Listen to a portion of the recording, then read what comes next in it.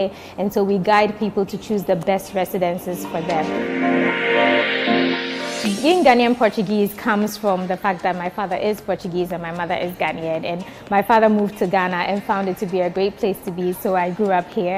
I was schooled, educated in Ghana, but I go to Portugal very often. I have very good connections with my family. My grandmother lived in Ponte de Frielas. I have family in Odivelas. We go to Lisbon a lot, so we love Portugal. My father is actually originally from Sabrosa, which is in the mountains, so we have that connection. But yes, I grew up in Ghana, and the business landscape here is good.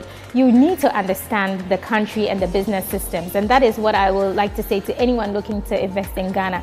Make sure you do the necessary due diligence to understand Ghana's systems, and going in that way and having a solid person on the ground, you will be able to make it. And what inspires this development is the country. Before anyone chooses to come and invest in a country, because basically all these buildings coming up are people choosing to invest, whether it's Ghanaians themselves or whether it's foreigners. It's always the country, it's always the landscape of the country, the economic status of the country, the peace, the people, all of that comes to play. So truly, Ghana is the inspiration behind this development. So it's actually a good thing that Ghana is growing. For me, I launched a campaign this year which says Ghana is golden, which means that throughout Ghana, there are immense, there are wonderful and golden opportunities. It's not just Accra, but there are so many opportunities for holiday home investments, residential investments, and commercial investments. And it's very exciting.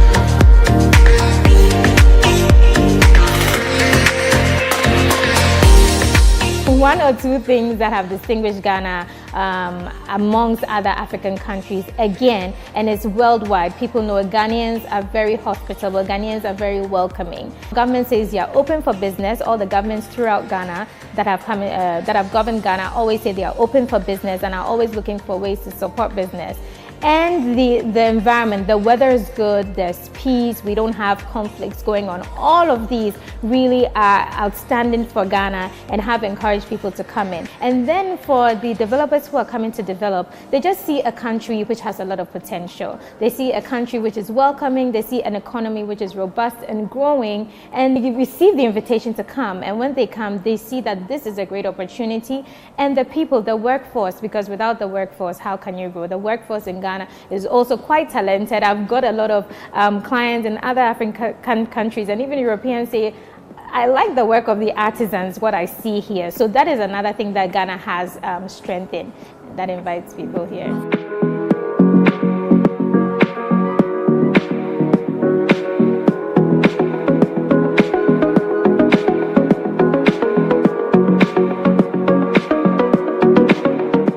So here's an invitation to investors in Portugal and throughout the world to come and invest in Ghana because of the golden opportunities that we have here. It's a warm and hospitable country. It's a country that's ready to do business. It has the right talent. The government is very welcoming, and the landscape is absolutely amazing for real estate investments. Convido vocês a investir em Ghana. Crescer em Ghana, ganhar em Ghana, because Ghana is golden.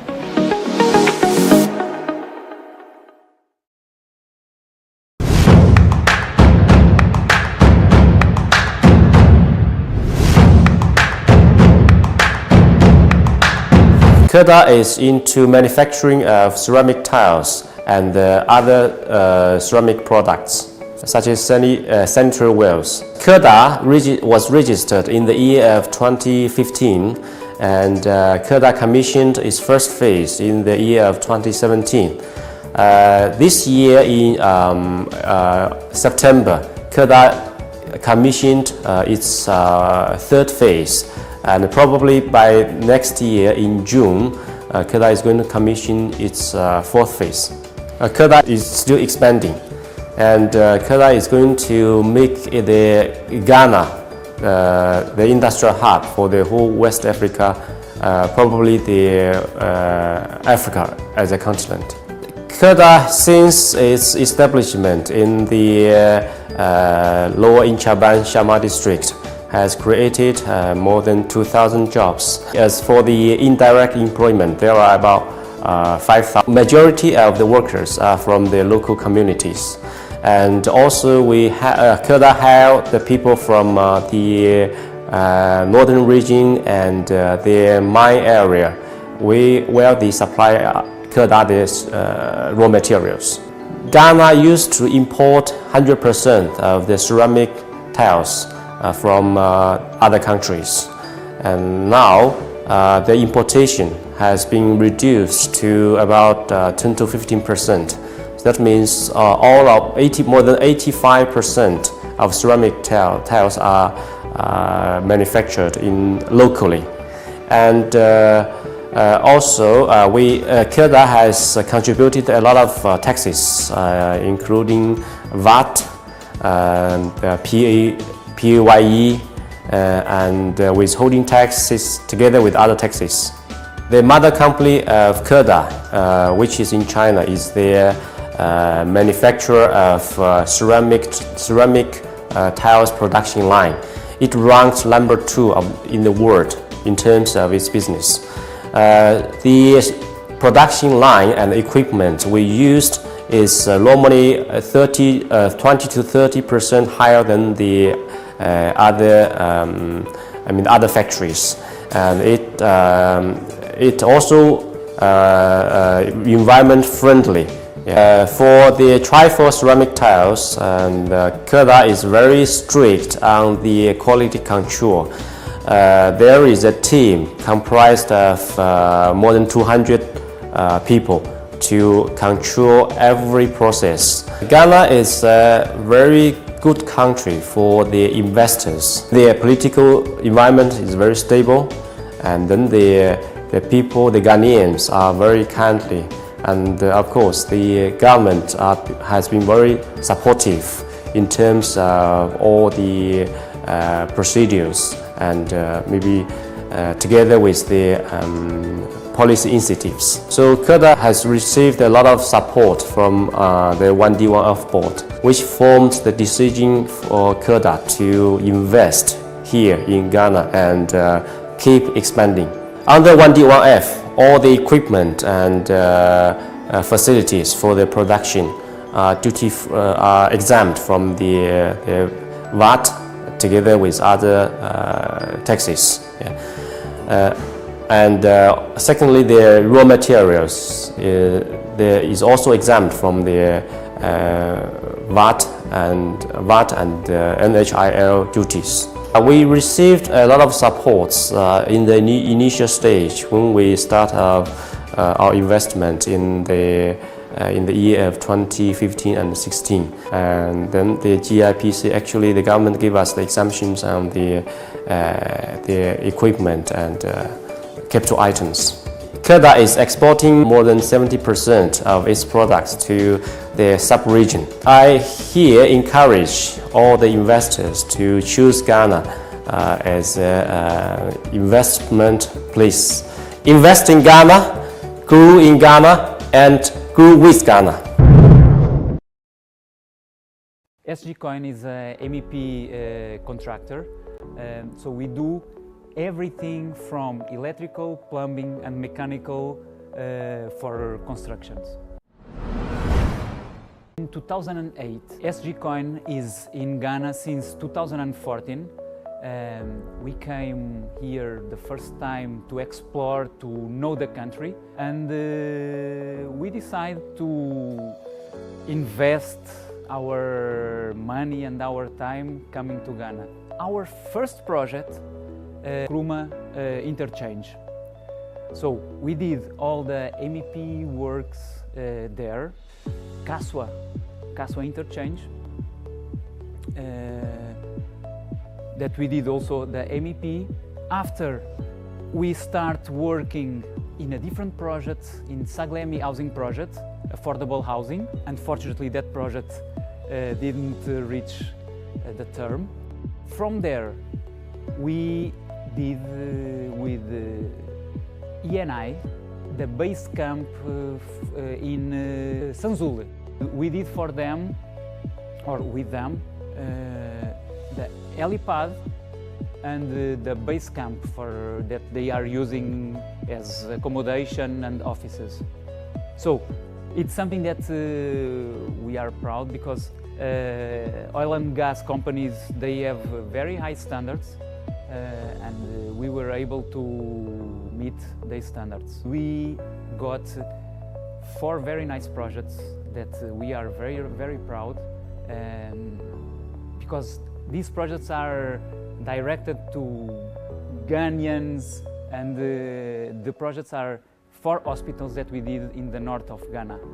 Tolon District Hospital, Swala District Hospital, Buipi District Hospital, and Bamboy Polyclinic.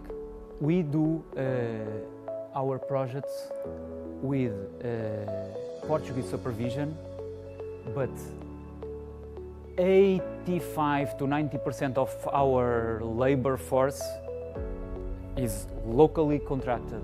We were able to find workers that we could trust and we could train to help us delivering our contracts. And the best workers, they always stay with us. We fight for them to have the best conditions that we can afford them. All the projects that we have worked on are major projects and very important projects that improve Ghanaian livelihood. Before we sign our contract, we study all the design and we do a lump sum offer. And immediately after we sign our contract, our clients became our partners. Ghana was willing to invest in infrastructures, in hospitals, in housing. Without this type of willing from the political side, it was impossible. We started in Angola. We did a military hospital in Algeria, in Mozambique. We worked there. And after, we came to Ghana. We can say that we are here permanently in Ghana and not in the other countries that we worked. It was definitely the conditions that we found in the country. Ghanaians, the way that Ghanaians are, it was very important. The way to do business in Ghana, it was the major factor for us. SGCoin Ghana in 5 years, it will be, we consider that it will strengthen our position as a MEP contractor in Ghana. We want to continue delivering prime MEP works. We are in this moment building the African game, the 30th African game infrastructures, so that will host the African Games in next year. So I think that this it will be a project that will leave a very good mark, SGCoin mark in Ghana. Para as empresas portuguesas que estão a pensar investir no Ghana, venham, pois irão encontrar um clima de segurança, um mercado com muitas possibilidades de negócio, com os seus desafios, mas onde com trabalho e dedicação se conseguem as coisas. What I said is, for the companies that want to invest in Ghana, please come, because you will find safety, good environment and business climate with some challenges that we cannot hide, but with the will and the perseverance, they will be able to succeed.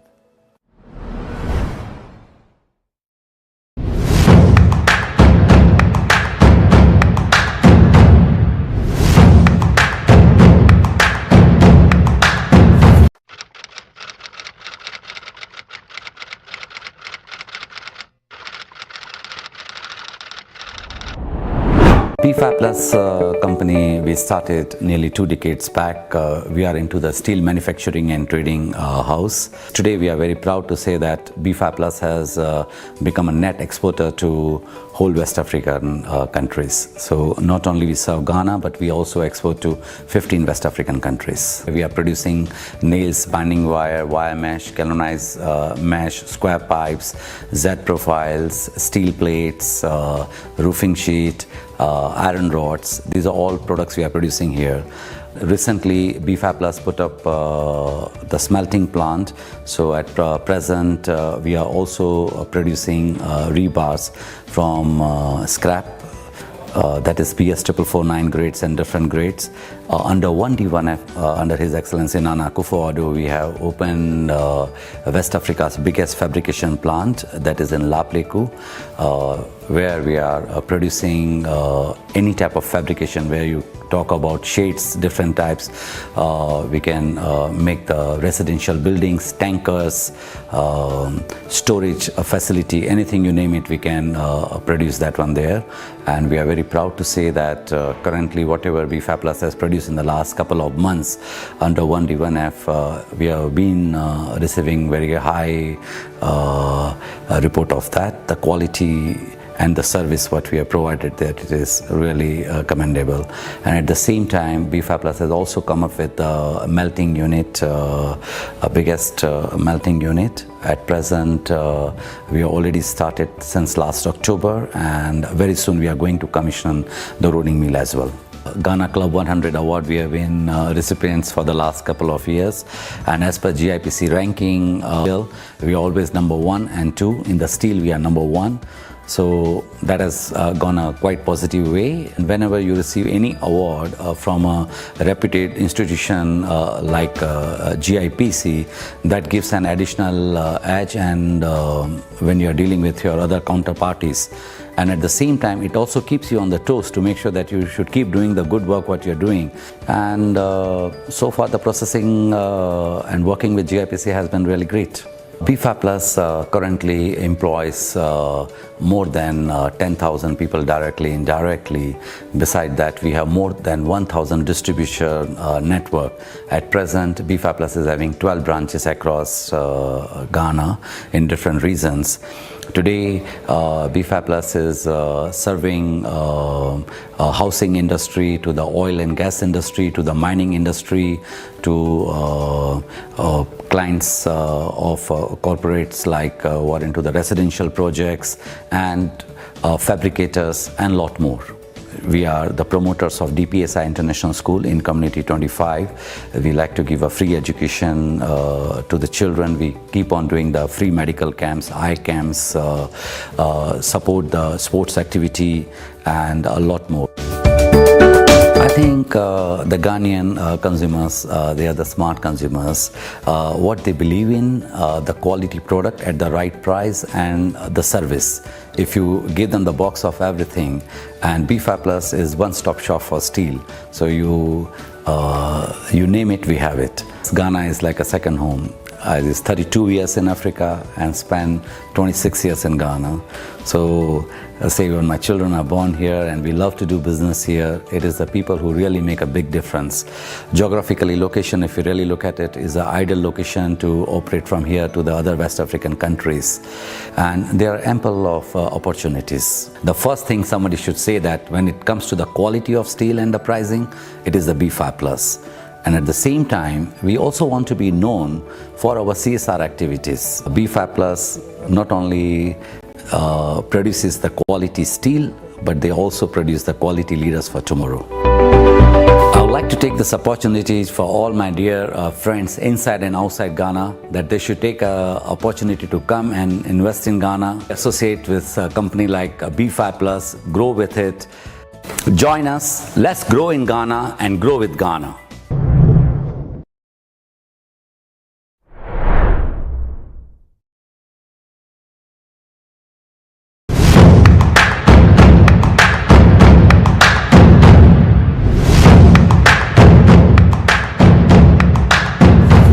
Trasacco by Real is the name of the village where my grandfather come from.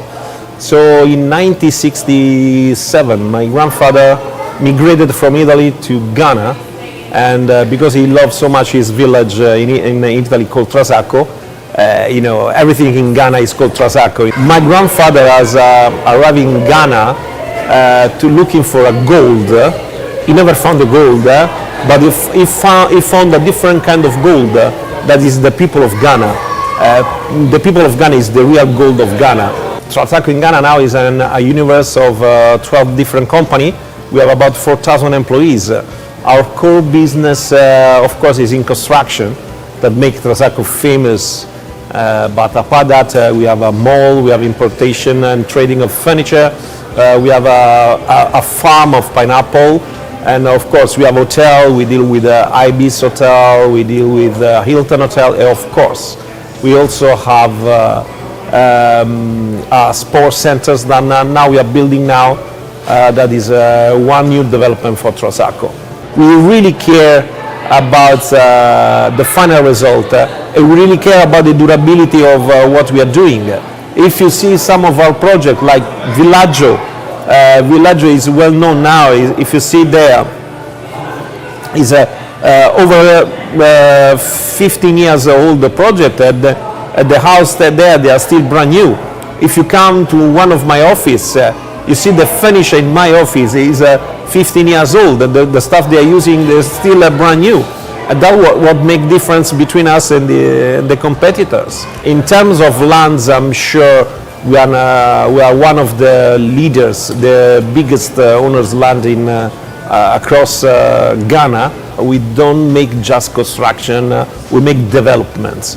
We have also many industries that are synergic to our business, like we have aluminium, we have glasses, we deal with the tiling, we do a lot of production, made in Ghana production.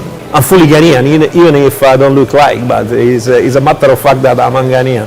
I feel Ghana like my home, and the love of the people, the warmth of the people that make you feel at home make us comfortable to be in Ghana. We never change Ghana with any other place in the world. In fact, whatever new opportunity, we reinvest in Ghana. Whatever new venture, we make things in Ghana because we really love Ghana.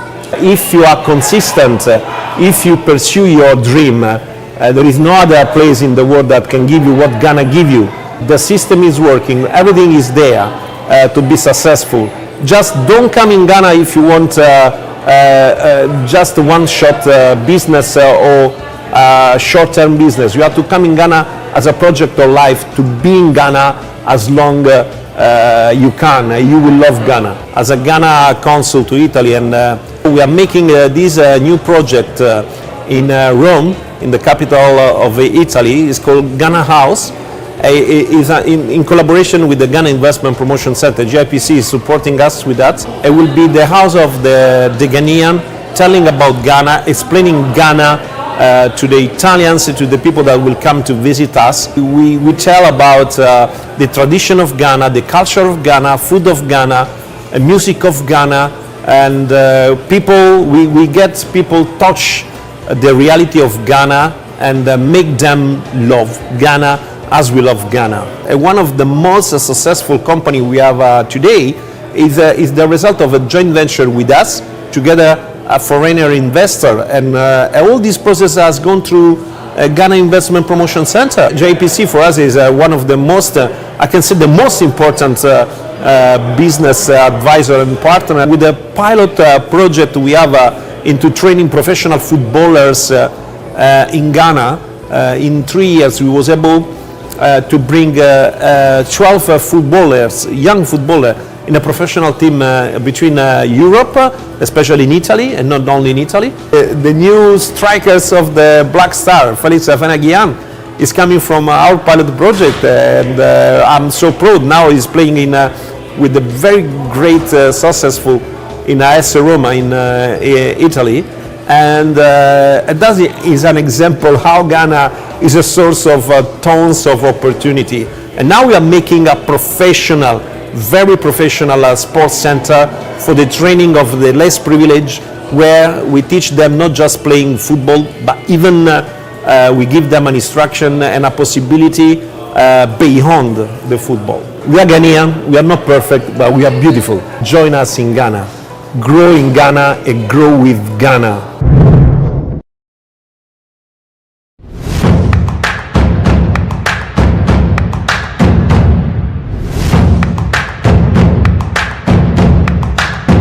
Alpha T&D Limited is basically working in power sector in the whole West Africa. So we can say we are doing the manufacturing, we are doing the trading, and we are doing the infrastructure development. So into the manufacturing, we are the leading meter manufacturing company in Ghana. So we have prepared almost 1.1 million energy meters made in Ghana, supplied in Ghana. We are also exporting the energy meters to the neighboring countries like Sierra Leone, Liberia and Burkina Faso. Under infrastructure development, we are doing a lot of substation, transmission line, distribution and rural electrification. We have done a lot of substations in Ghana and to the neighboring countries also. Apart from that, we are also doing the trading of the electrical goods like transformer, cable, conductors, posts, all kind of things which is required for the infrastructure development. Alpha T&D is a UAE subsidiary and we started in Ghana from 10 years ago. So we are in Ghana and West Africa from last 10 years. Ghana is one of the nice country and it's ease of doing the business. And I can say this as per the World Bank ranking and all international agencies, they always say that Ghana is one of the best environment to do the business. It's a reliable, safe, secure, politically stable. So all this gives the advantage among the other West African countries. If you do the right things, nobody will come and disturb you. And the most important thing in Ghana is human resource. You can find the best human resource in the whole West Africa and you can give them a training and you can do all kind of businesses you wanted to do. We started our Ghana incorporation through GIPC only. So GIPC guided us to incorporate the company, how to do the registration, what are the rule and regulation, what kind of minimum investment is required, what kind of the rule and things for the trading company, for the manufacturing companies, and after registering, how you can bring the expatriate, how you can do the quota, and how you can take some advantages based on the government policies, based on the sector policies. So these are the all rule and regulation was provided by the GIPC. So this is one of the safe place to do the business where your investment is secured, where policy is very supportive, where government is also supportive, where all the government institutions is also very supportive. We are operating in Togo, we are operating in Burkina Faso, we are operating in Benin, Sierra Leone, Liberia. So these are the countries we are operating through Ghana. So in terms of the employment, we have 250 plus manpower, which is 90% is Ghanaians and the rest 10% is the expatriate. And apart from that, we also added a lot of value into the economy. Once you are doing the business, you do directly, indirectly, indirect taxes to the government, which also increase the economy. We are also bringing a lot of forex from the neighboring countries. So proudly I can say we are taking the Ghana flags to the neighboring countries and we brought more than $100 million into the Ghana from the neighboring countries through different kind of contracts. Once you are making the products inside the Ghana, the delivery period is very, very fast. You don't have to wait 4 months or 5 months for the importation. And the most important thing, you basically not allowing forex to go out. You are using the currency locally to produce locally and you supply locally. So that gives a lot of advantage. And we wanted to be known as one of the most ethical company, providing the good quality of products with the good prices, with the good delivery times, and providing all kind of adding the value addition in the all supply chain. I would like to tell all my business friends, join me in Ghana, grow with Ghana.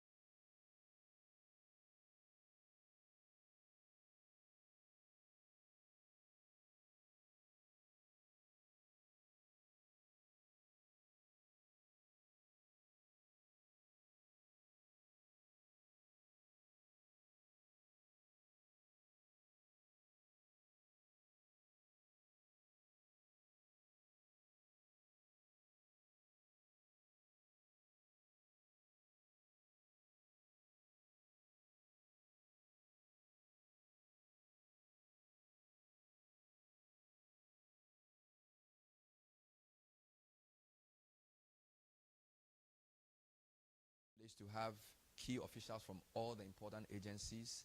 Ministry of Trade is here. Ghana Revenue Authority is here. The GIPC, of course, is here.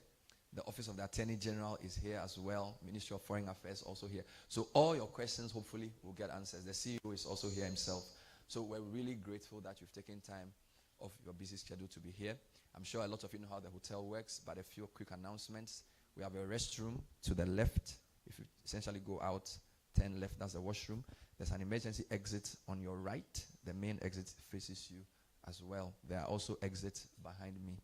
Please enjoy yourself. Welcome your neighbor to the program. The next time I come up, I'm coming to introduce the program formally.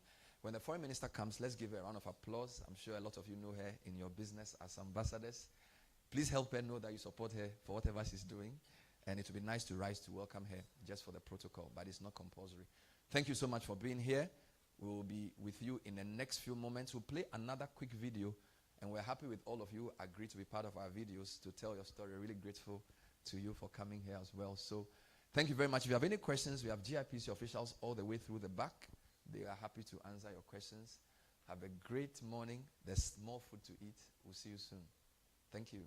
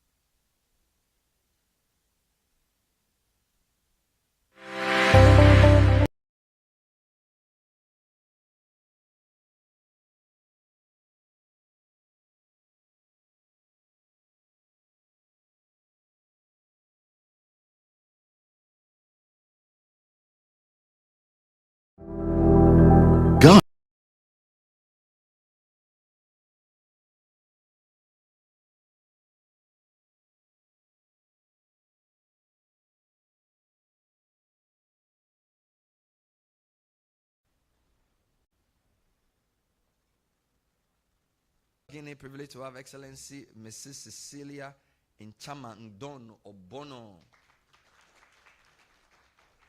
And all the way from Australia, the Deputy High Commissioner, Excellency Penny Dennis. We're also happy to have from Niger, the Excellency Mrs. Lamido Husseini Salamatu. I haven't even finished the name. There's two more. Lamido Husseini Salamatu Balagoga. Just put your hands together for that powerful one. We're also happy to have the Chargé d'Affaires Ukraine, Ivan Lukachuk. Did I get that right? Usually Ukraine, you get a Chenko at the end. So am I the one missing the Chenko, or there's a Chenko somewhere?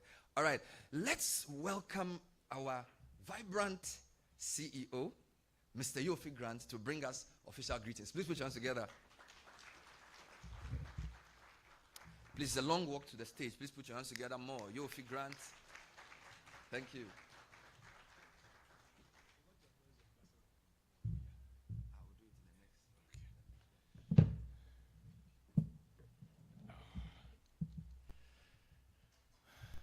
Very good morning, Minister of Foreign Affairs and Regional Integration, my very good friend and sister, Shirley Ayokoboche.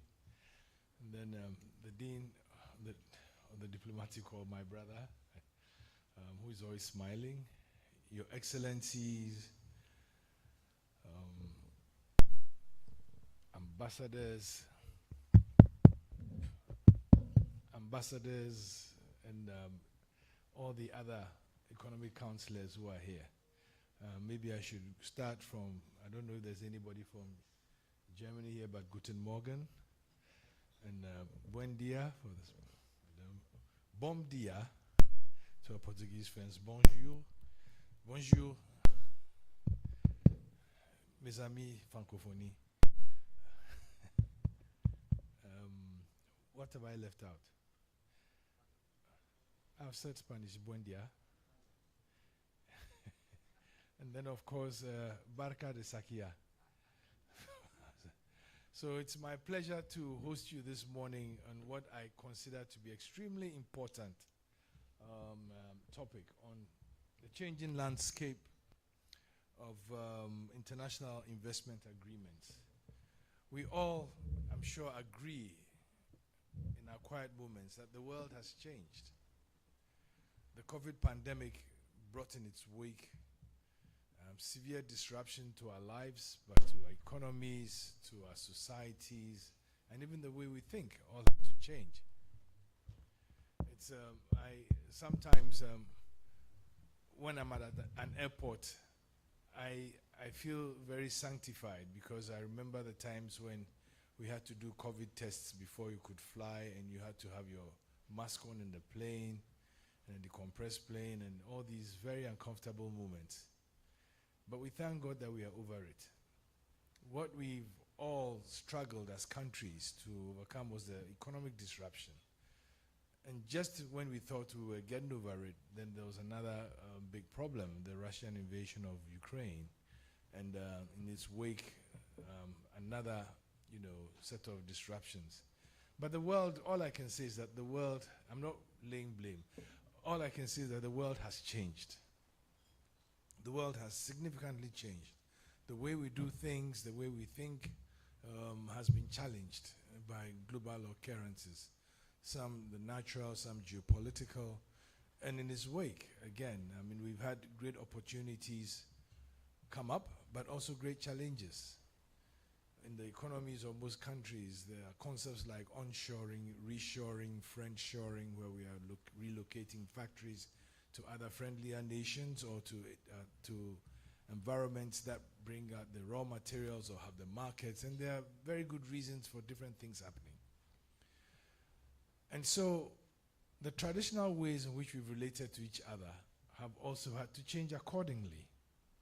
And that is why today we thought we should bring up the topic of international investment agreements, because almost every country today wants to optimize its opportunities, either for foreign direct investment, for business, or for relationships that inure to their mutual benefit. And international investment agreements really define most of these relationships, because most of them are between a host country and a visiting country, and it sort of creates the operating model within which these countries operate. For example, they provide enough reason to say you have predictable, stable environments for investors and for business people, and also provide what I would say dispute settlement mechanisms and facilitation of investment activities. Indeed, on a more global scale, many countries have endorsed UNCTAD and ITC's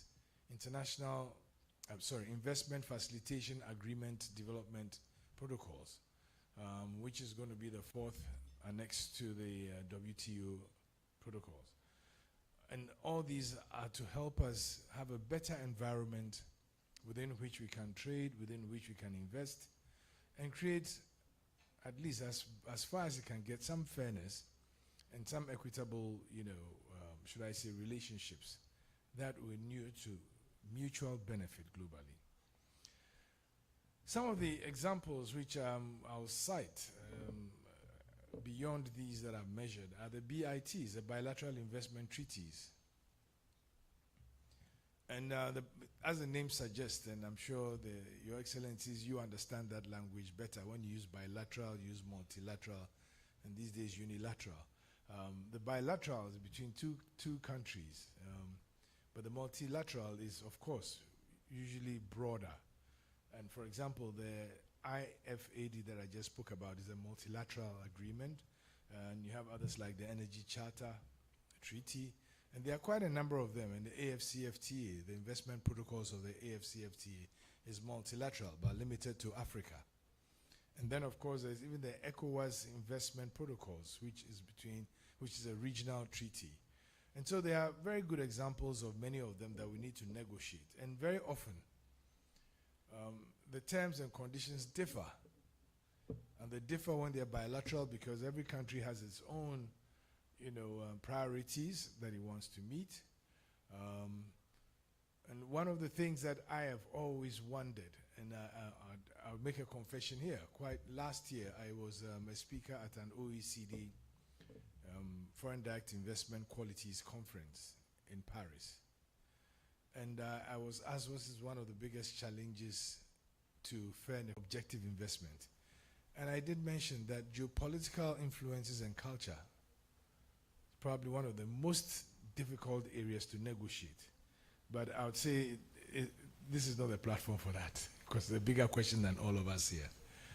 And I posited that, you know, it would be, I think, for a better world if we all could just invest for the business reasons, but also for fairness and equitable or mutual benefit. And that sometimes when geopolitical influences come in and different cultures come in, it creates tensions and difficulties that need not be.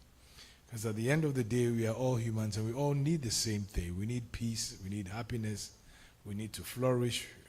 And I believe that the world can be better for it if we are objectively looking at these things and making our points known.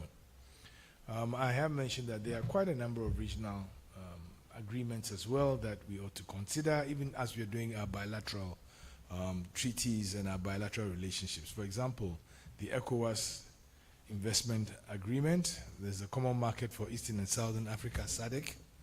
There's the East African Common Investment Area, EAC.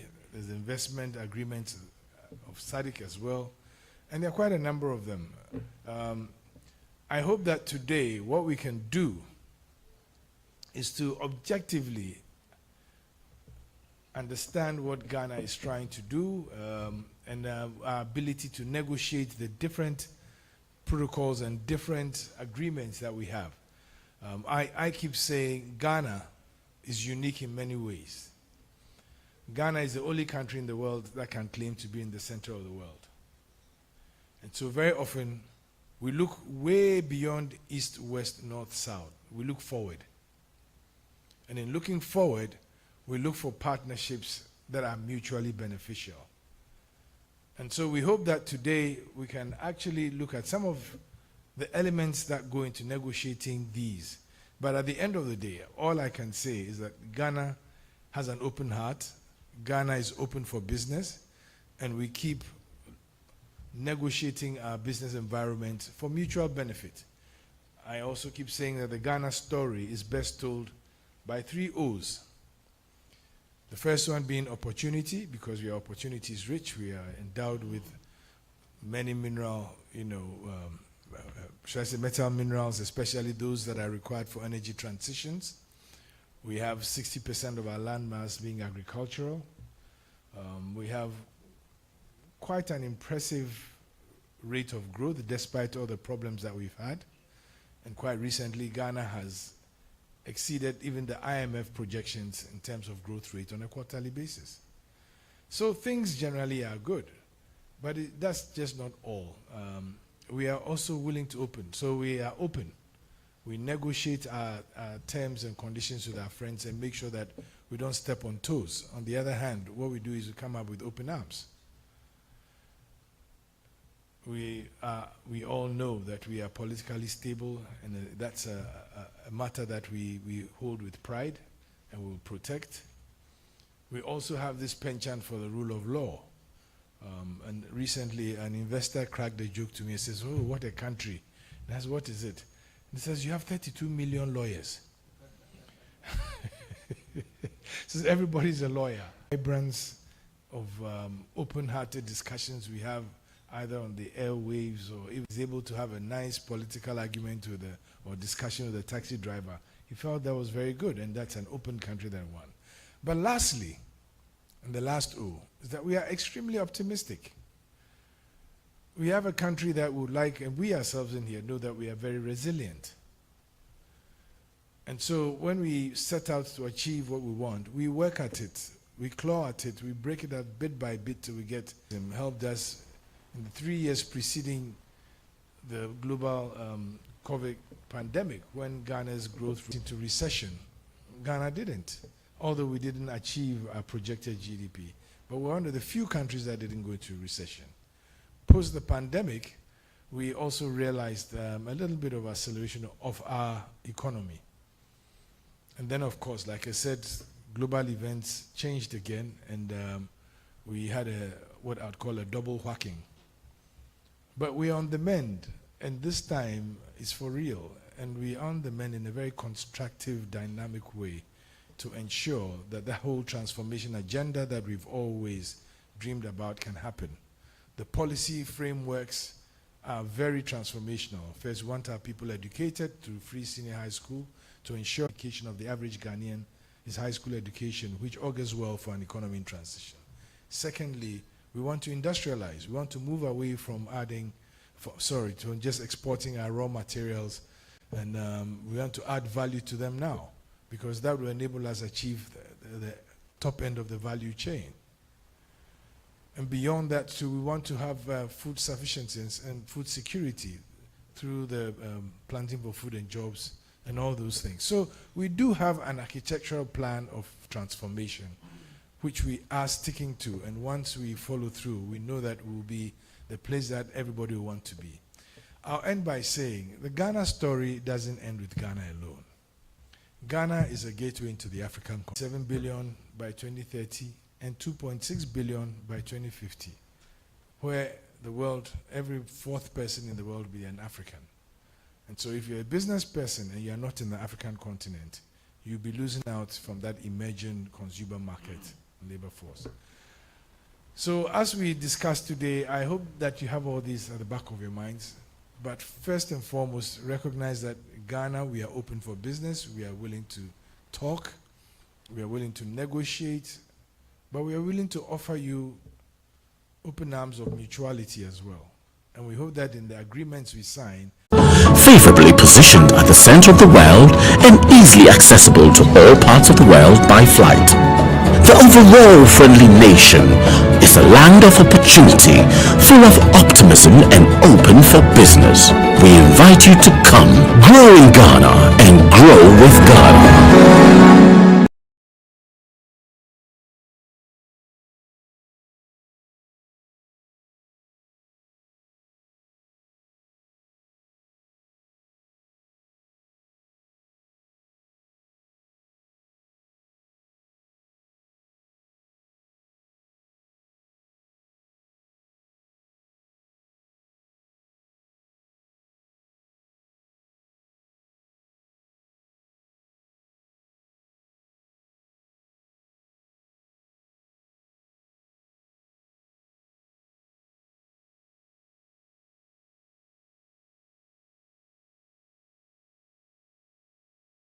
So kindly scan the QR code with your phone and answer the question that pops up.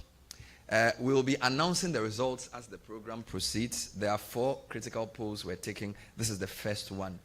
Whilst we do that, I want to acknowledge specially the Namibian High Commissioner to Ghana, Excellency Selma Ashipala Musanyi. Please put your hands together.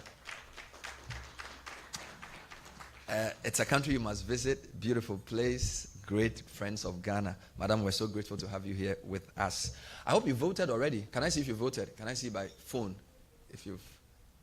We want more of you to vote. We'll be announcing the results. Some of these polls are helping us recalibrate our relationship and also serve you better as GIPC. So please go onto the phone, just open your camera and then scan the QR code. The Slido app will pop up, or the Slido website, and then answer the first question.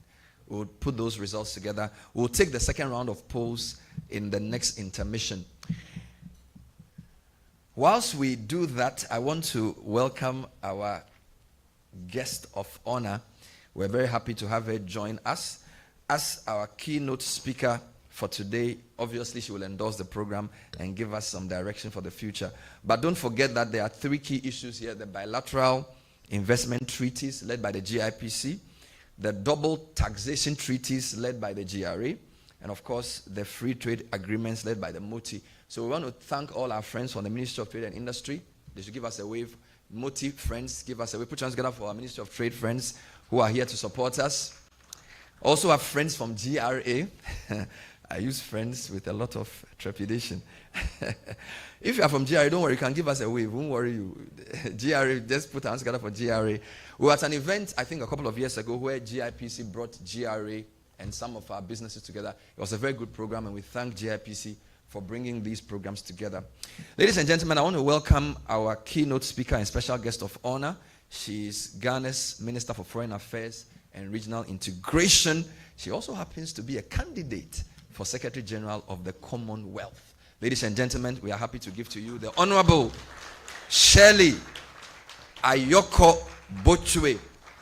We know your voting intentions by the way you are clapping. Please put your hands together for her.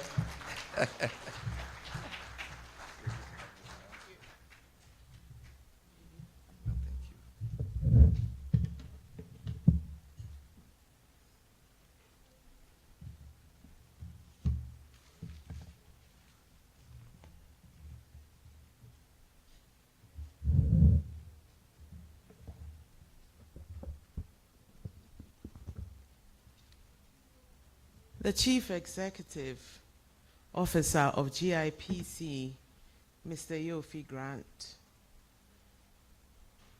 Dean and members of the Diplomatic Corps, Economic, Commercial, Trade Officers of diplomatic missions, heads and representatives of agencies and departments, invited guests, ladies and gentlemen.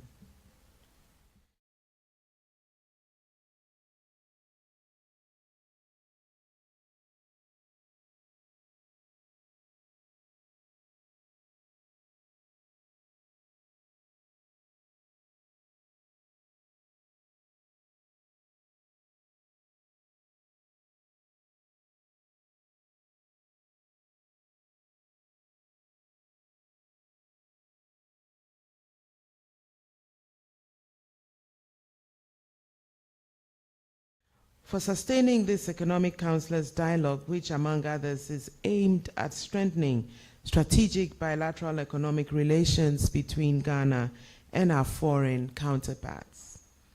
The dialogue provides the needed platform to discuss and proffer solutions to a wide range of issues bordering on economic, trade and investment in Ghana, as well as cooperation with our foreign partners. Ghana's domestic and foreign policies underscore the importance of maintaining strong bilateral economic relations with our international partners to attract the much-needed foreign investment towards the building of a strong and resilient Ghanaian economy. In this regard, while I'm happy to note that Ghana has over the years leveraged on its cordial relations with key partners to enter into mutually beneficial bilateral economic agreements, I believe that it is time to review some of these agreements so that they reflect the changing and dynamic international economic situation.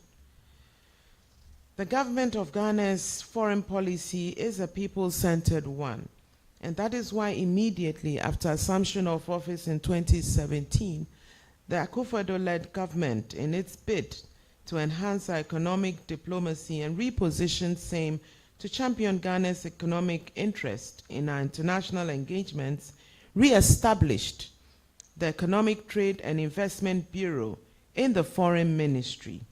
And this was and still is to champion our economic transformation agenda through Ghana's missions abroad in the promotion of Ghanaian goods and services, while liaising with institutions such as the GIPC, the GEPA, the Ministry of Trade, as well as the private sector.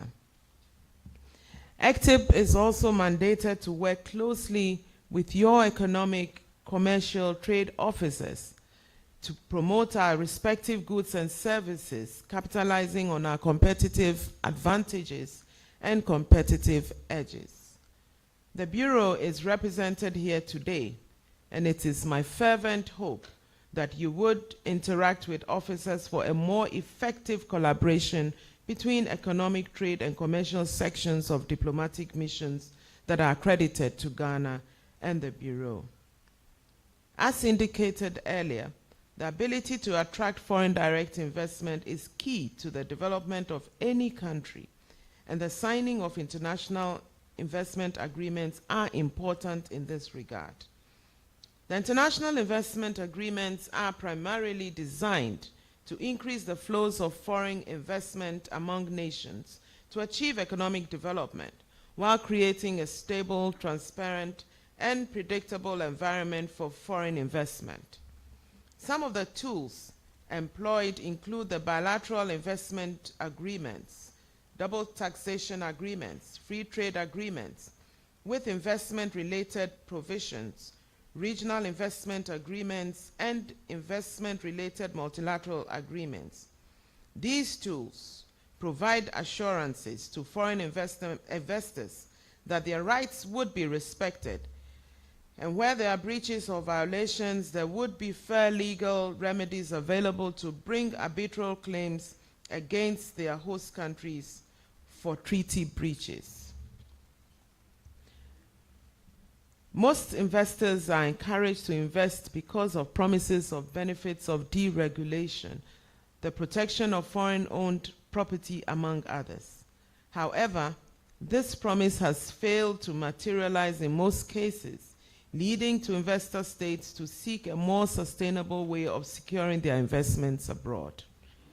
In recent times, the introduction of preferential trade agreements has increasingly contained standard investment promotion and protection provisions.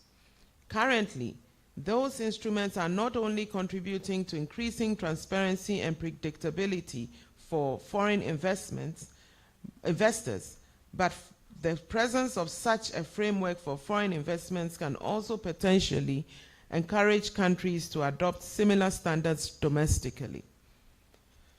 Distinguished ladies and gentlemen, Ghana has put in place measures to ease burdens with regards to doing business in Ghana through the provision of an enabling environment for the successful operation of investors through the digitalization of the Ghanaian economy, through initiatives such as e-business registration system, a paperless port clearance system, a digital addressing system, a mobile money interoperability system, and a national identity card system, among others. These initiatives by far have assisted to lower the cost of doing business and have made it easier for firms to communicate with their customers, especially in a technology-driven era where connecting through digital services is a critical component of attaining competitiveness and sustainability. Similarly, state institutions such as the Ghana Investment Promotion Center, the Ghana Export Promotion Authority, GEPA, the Ghana Enterprise Agency, GEA, and the Ghana Free Zones Board, GFZB, are all better placed and ready to assist, secure, and sustain investments in the country. The Foreign Ministry, on its part, is leveraging on tools such as bilateral joint permanent commissions for cooperation, the PJCC, economic and political dialogues and consultations with strategic investor states like yourselves to renegotiate most of our bilateral economic agreements and treaties. So far, this platform has proven beneficial and calls for continued collaboration through constant dialogue to reach mutually beneficial investment agreements. Distinguished ladies and gentlemen, as you may be aware, the government of Ghana has nominated me as a candidate for the position of the Commonwealth Secretary General. As part of my vision for the Commonwealth, I propose a transformative trade and development agenda whereby a successful free trade agreement among its member states, where states within the Commonwealth would reap the benefits of enhancing integration and participation in global and regional supply chains, and also boost participation in the multilateral trading system. I believe that this transformative policy could even be a model for the World Trade Organization for a synergic mix of regional and multilateral trade integration.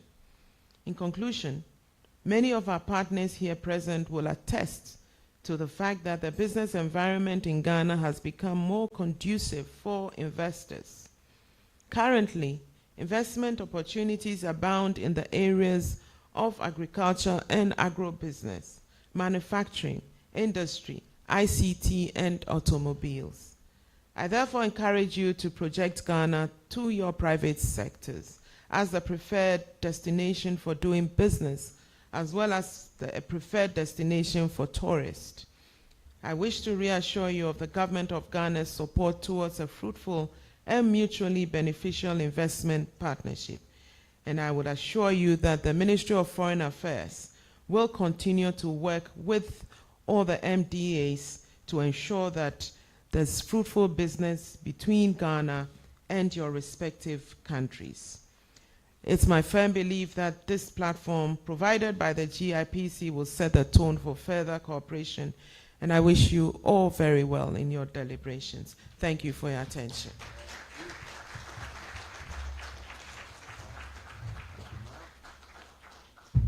Please put your hands together one more time for the Honorable Shirley Ayoko Bochwe.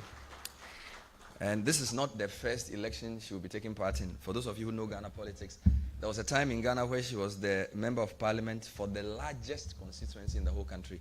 At the time, it was called Wager. It's now been split into 3. So there's Anyaso Tum, there's Englishi Botiano something, and then there's also Wager Bawe. So she used to hold the record. It had so many people. So we wish you well. How many of you are going to vote for her? Wow. It will help us. So all Commonwealth people here and friends of Commonwealth people, please. She's been a great foreign minister, heads ECOWAS, Council of Foreign Ministers, done some great work on the Sahel. We're rooting for her to win. So say 4 more for Shirley. Is it 4 years? Is it 6 years? We don't know. Everybody is looking for votes now. We need to vote. Now, second round of voting. I hope you did the first round. If you haven't gone on the QR code, please scan it. If you go there again, you'll notice that a second question would have popped up. We want to get an answer to that as well. We're just doing 4 rounds. This is the second round of voting. And this is to get more information from you to inform what we do for you. So please get onto the QR code, get onto the Slido website or the Slido app, depending on the kind of phone you use, and please answer the second question. Now, we're going to jump into a panel, but before we do that, we always need a baseline. We need to know where we are before we know where we're going to go. And so we're very privileged to have a lady to lead us in this endeavor. And she'll be presenting a case study on navigating complexity, lessons from renegotiating Ghana's bilateral investment treaties. Now, why is she important in this regard? In her work, she leads Ghana's team responsible for negotiating bilateral investment treaties and has led negotiations with countries as diverse as Japan, Qatar, Mauritius, Canada, Turkey, Czech Republic, Morocco, South Korea, among others. Of course, she's a lawyer by training, and she is licensed to practice both here and in New York State. And at GIPC, she is the person responsible for providing legal advice and support on investment matters to GIPC management and staff. Ladies and gentlemen, please help me welcome our head of legal and board secretary, Na Lamle Orleans Lindsay. Oh, come on, such a beautiful name. Guys, put your hands together. Thank you, Na.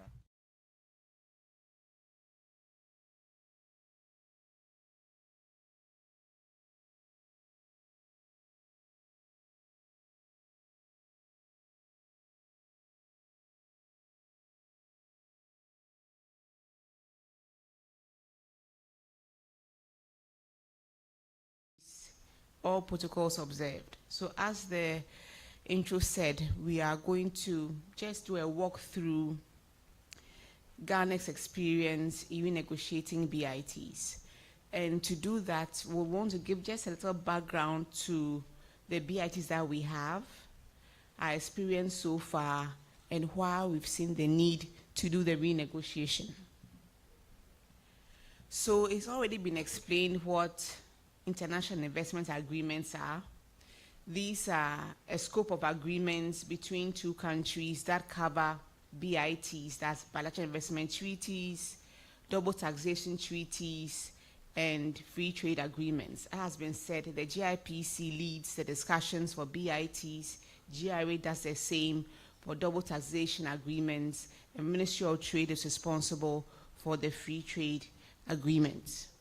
Now, we have had quite a rich history of negotiating BITs going back in the late 80s. Our first BIT was signed in 1989 with the UK, and we've been doing this for well over 30 years. And so far, we've ratified 7 BITs and executed 18 BITs. And as we speak, we have a number of BITs that we're negotiating with countries in Europe, also in Asia, in Latin America, and other places. Now, a number of these BITs that we've done are what we would call old generation BITs. Literally, they are really old. So many of them, so most definitions for old generation BITs are BITs that were done between 1970 and 2000. Our BITs are between the late 1980s to date. And when we say old generation, what is the key issue? The key issue is that in those days, many countries enter into these BITs usually as a sign of good relations with their allies, and the thought then was that we really need to increase FDI into our countries. Let's put our best foot forward, let's roll out the red carpet, let's be as open as we want to make sure that these investors come in. So many times they had very comprehensive obligations. So there'll be a very, very long list of things that the host country would give to the foreign investor. And then there will be mechanisms for the foreign investor to bypass the local courts. If they had an issue, they could escalate it straight to international arbitration. And they had very broad and very vague provisions with very few exceptions. So what has resulted, and this is not just Ghana's experience, this is a global experience, that there's a steep rise in claims against host states by investors. And because host states are afraid of being given awards in some of these tribunals, they have regulatory chill.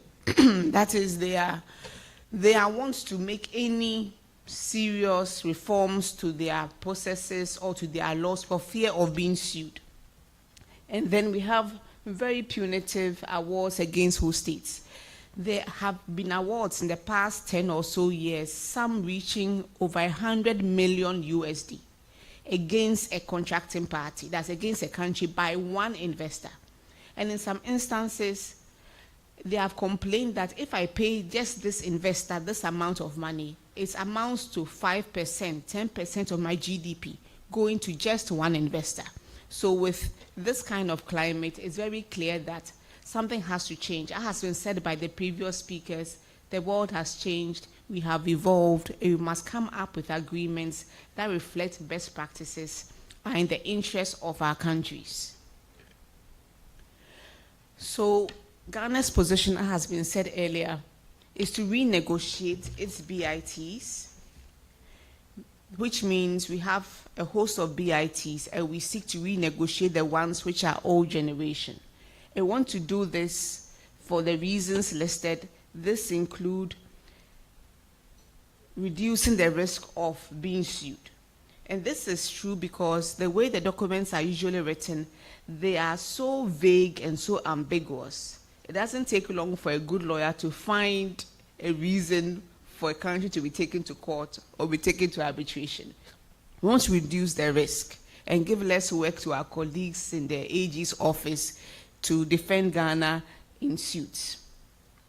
And then things have evolved very, very quickly in Ghana over the past decade. We've changed a lot of our laws, improved our regulatory landscape. We have things happening at AFTA, things happen at the ECOWAS level. So since the landscape has changed so dramatically, we need to make sure that our BITs reflect current investment regulation and policy.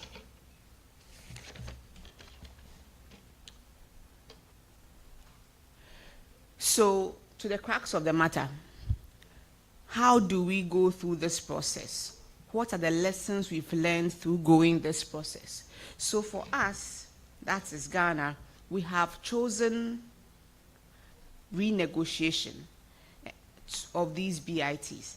This is against other options. Other options would be to amend the agreement, to terminate it, to withdraw from it, to abandon it. There's a scope of options, but we have chosen renegotiation because it allows for a holistic approach to reform the treaty in line with our evolving policy objectives. Now, practically speaking, this is very time-consuming and very costly. And from my experience, these are some of the reasons. So, for most countries, when you negotiate a BIT, it's done at the technical level. The document is negotiated, the text is signed off. It is signed, escalated to their cabinet, it goes to Parliament before it is ratified. That is, becomes part of the law of the land. And this is a lengthy process. So if one or both parties, let's say Ghana and the UK, have ratified the document, it means to renegotiate, you have to go back and all the different parties in the process get their consent before you start it all over again. Secondly, there may be third-party approvals required. So, for example, if you are negotiating with an EU country, when we did some of our negotiations in the 80s, the EU wasn't what it is now. So for EU countries, for example, they need the approval of the EU Commission to A, renegotiate the BIT, B, to sign up the document once it's negotiated. So they have to go back to the EU and say, well, the agreement we have with Ghana, we want to renegotiate it for these reasons. EU will sit, agree, before we can go ahead. That also takes time. And then another example, they may not be interested in renegotiating. You, as Ghana, have seen issues with the document and have brought to the attention of the other side, but they may say, well, we are fine with it as it is. Our investors have not complained. And since it's a mutual arrangement, if they don't agree, then basically you can't go forward. And then you are stuck.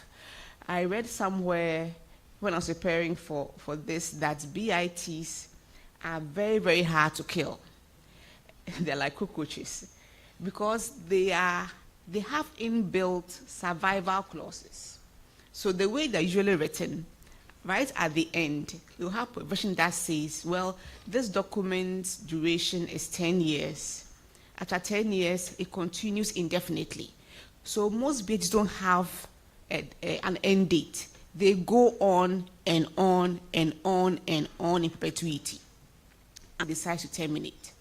That will require you informing the other party, diplomatic channels, given 1 year's notice at the very least. After that, any investors who have come into your country, that BIT for them lasts for another 10 years. So even if you decided to terminate, for those already in your country, for them the BIT survives for another decade. So you can see that they are really, really hard to kill. You can't just walk away from them like the average agreement. So in renegotiating them, we are seeking a way in which both parties have agreed to move from one document to another document. So practically speaking, what do we do at the GIPC? So what we do, first of all, is to undertake a risk-benefit analysis. So we have a stock of old BITs. At the last count, we have about 15 BITs that were signed between 1982, 1983 to the year 2000, roughly. We have to prioritize which ones, when you go through them carefully, really require renegotiation. We are looking at how much FDI is from this country into our country. Will renegotiating the BIT increase FDI or facilitate investors being retained in Ghana? Have there been any disputes in Ghana, out of Ghana, related to the BIT? How has the documents been interpreted by jurists, by academics, by courts? So we do a stock taking of what we have. Then secondly, we elicit input from local and foreign investors, society organizations, about what they believe the document is. Are there any issues? Are there any flaws? Then we also do very careful research into our own investment new regulatory regime. It requires not just looking at the laws as at, let's say, April 2024. It's to have a look at what's going to happen in 2025, 2026. Where is Ghana moving towards to? What are the policy shifts? If you go to different ministries and agencies, what are their plans? What have they put in place, short, medium to long term? Then you're also looking at our own conventions we've signed, agreements we've signed after ECOWAS, best practices. So it's a very comprehensive bird's eye view into what we have domestically. Then you look at the other party. What's happening at their end? What has changed? What is their experience? What agreements have they signed on to? Then we also, the next step is to get buy-in from key levels of government. Key is Ministry of Foreign Affairs, Ministry of Finance, AG's office, Office of the President. Now, when these negotiations are done, it's not just GIPC going forward. There's a team from different agencies who join us. So there's a core team made of experts or senior officers from GIPC, Ministry of Finance, Ministry of Foreign Affairs, AG's office. And depending on the issues at stake, we don't pretend we know everything. We call upon our colleagues in other government institutions. Sometimes they are academics in the private sector who are very knowledgeable in a particular area. We get their expertise to assist us to decide what steps to take and which country to do the renegotiations with.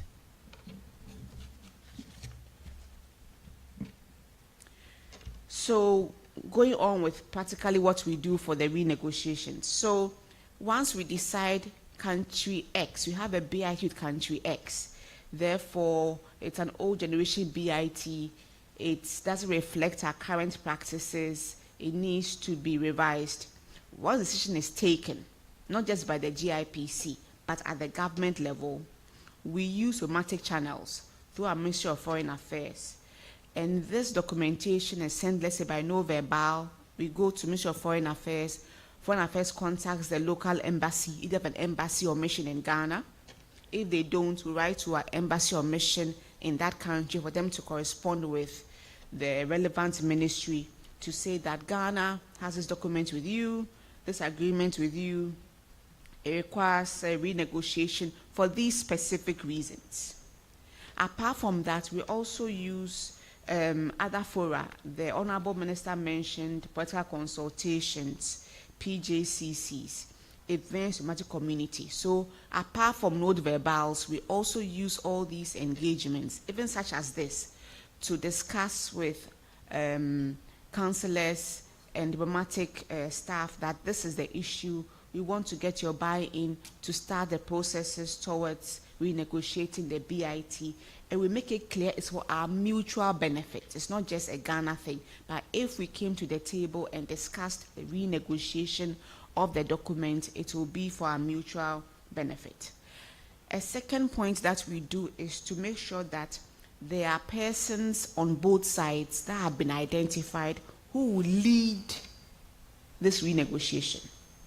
You can call them focal persons. So one is to get the consent to renegotiate, and this particularly, from my experience, can take anywhere from 6 months to sometimes 2 or 3 years just to get that consent. And when I say consent, we're talking about formal consent of the other government to renegotiate a document and decide on when the renegotiations will take place. So to get this process expedited, it's good to have the linkages, have the discussions, clarify what the issue is and what you want changed. Then many times the country would say, well, we want to know a little more about what's happening in Ghana. We want to know about your laws, your court cases. In our experience, it's best to be as transparent as possible. Thanks to the internet, they just have to Google something and they'll find it. So there's no use in trying to say, well, I'm giving you just this document and that document. We found it very helpful to give them documents in Ghana, whether it's our laws, our regulations, court decisions, and we also ask them for documents from their country, study it very carefully to get a sense of where they are coming from. They do likewise, and that helps in the negotiation. Then how do we actually do this? We try to be flexible. In the old days, you just do everything through letters upon letters upon letters, very formal language. Once the consent has been given by both countries, we try to be flexible. We have virtual meetings, we have physical meetings, we exchange emails, we talk on the phone, just to establish a rapport with the other side, get a sense of what their issues are, then we start the discussion. So some can be done from beginning to end virtually. Others, we may have a physical meeting at a venue to be decided upon, maybe 2 or 3 days, a week, once or twice a year, and we try to be flexible to match the schedules of each other. And then we give regular follow-ups to key government agencies and the private sector that we are doing renegotiation of a BIT with country X. This is why we are doing it. These are the benefits. These are where we are. These are the difficult points, the negotiations. These are the sticky issues. And these are timelines for getting from point A to point B in wrapping up the negotiations.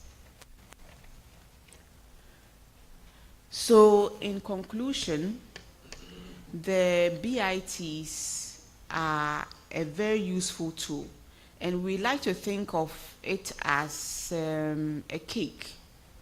It's not the cake, it's the icing on the cake. Some people believe that if you have a BIT, then hey presto, FDI is flowing to your country. It's not that simplistic. The BITs are one of the tools for Ghana to attract FDI. Some countries, depending on where they come from, want the assurance of having these agreements in place. So they want you to have a BIT, an FTA, a DTA before they encourage their nationals to come to your country. Others don't need that, and in fact, some of the countries with the highest FDI, we do not have BITs with. And they haven't asked us for BITs. They don't need a BIT.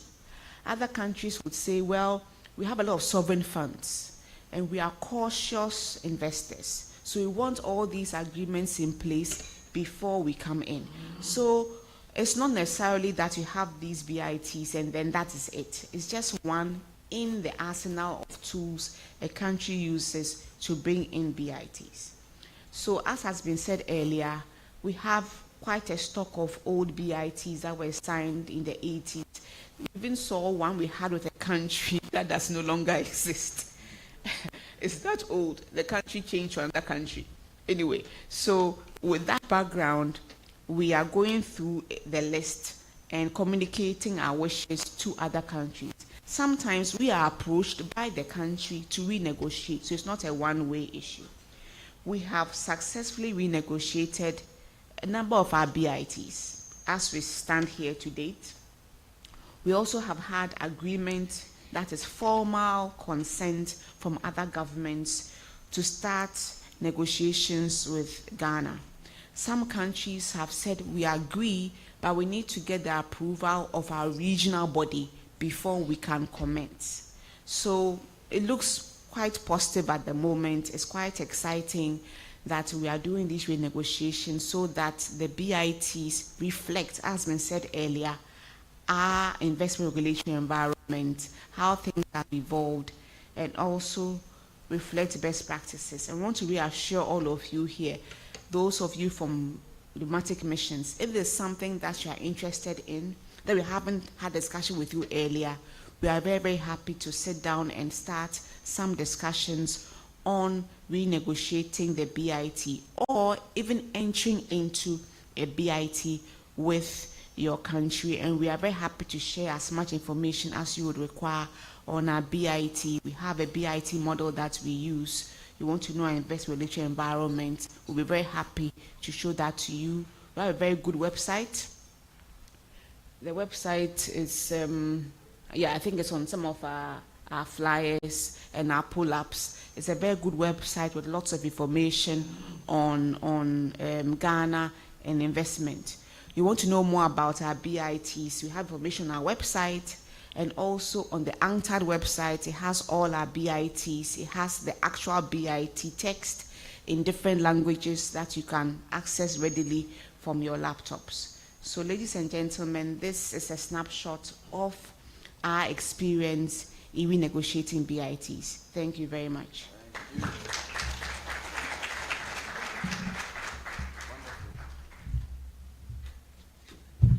Please put your hands together. Hi, welcome to the Ghana Investment Promotion Center as the primary contact for all investors in Ghana. Hi, welcome to the Ghana Investment Promotion Center as the primary contact for all investors in Ghana. The GIPC offers a variety of services to both local and foreign companies in realizing their investment potentials in Ghana. Allow me to highlight one key feature of our new website interface.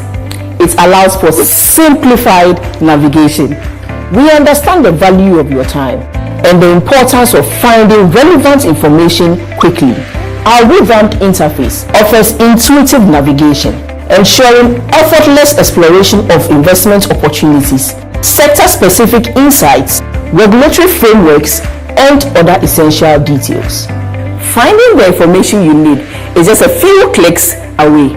Visit www.gipc.gov.gh today.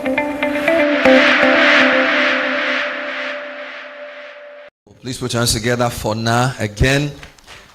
Now, thank you very much for taking us back to law school. Hope you enjoy. Honorary consuls of a number of countries, just to mention a few. If I mention your country, please give us a wave. We acknowledge you. We have the Honorary Consul of Belgium. I don't have the name. Please put your hands together for him. Thank you, sir. The Honorary Consul for Greece.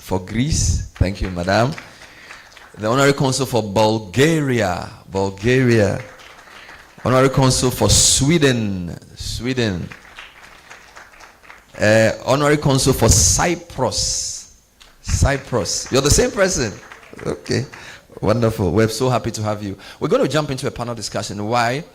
We can see very quickly that these international investment agreements are grouped into at least three. So you notice Nas spoke a lot about the BITs because that's what the GIPC has purview over.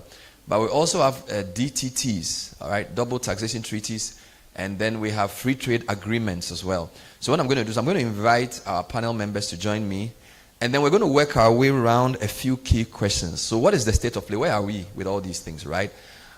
How well aligned are our international investment agreements with best practice, with SDGs and all those nice things?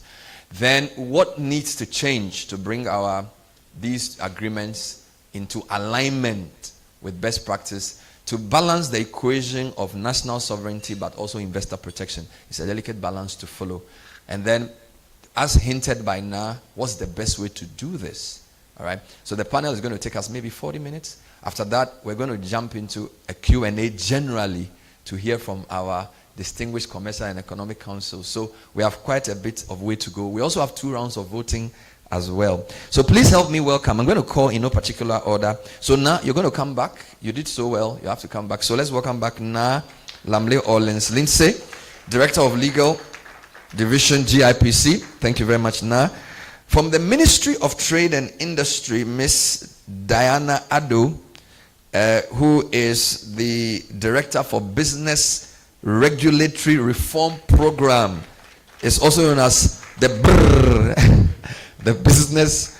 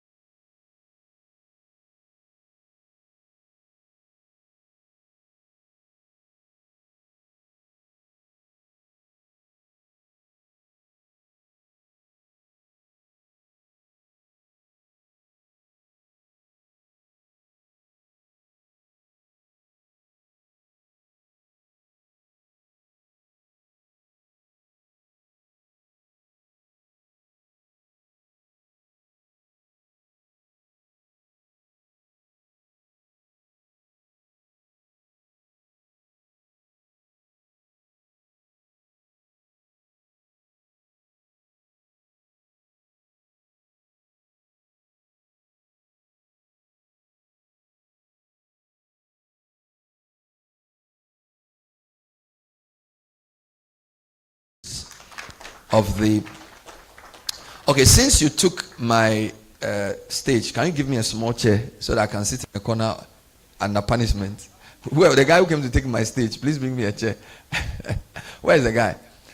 So let's do a bit of redesign. If we can move this a bit inside. Yeah. It's always easier if I stood. But no, please move the seat. Yes, just turn it this way. Wonderful.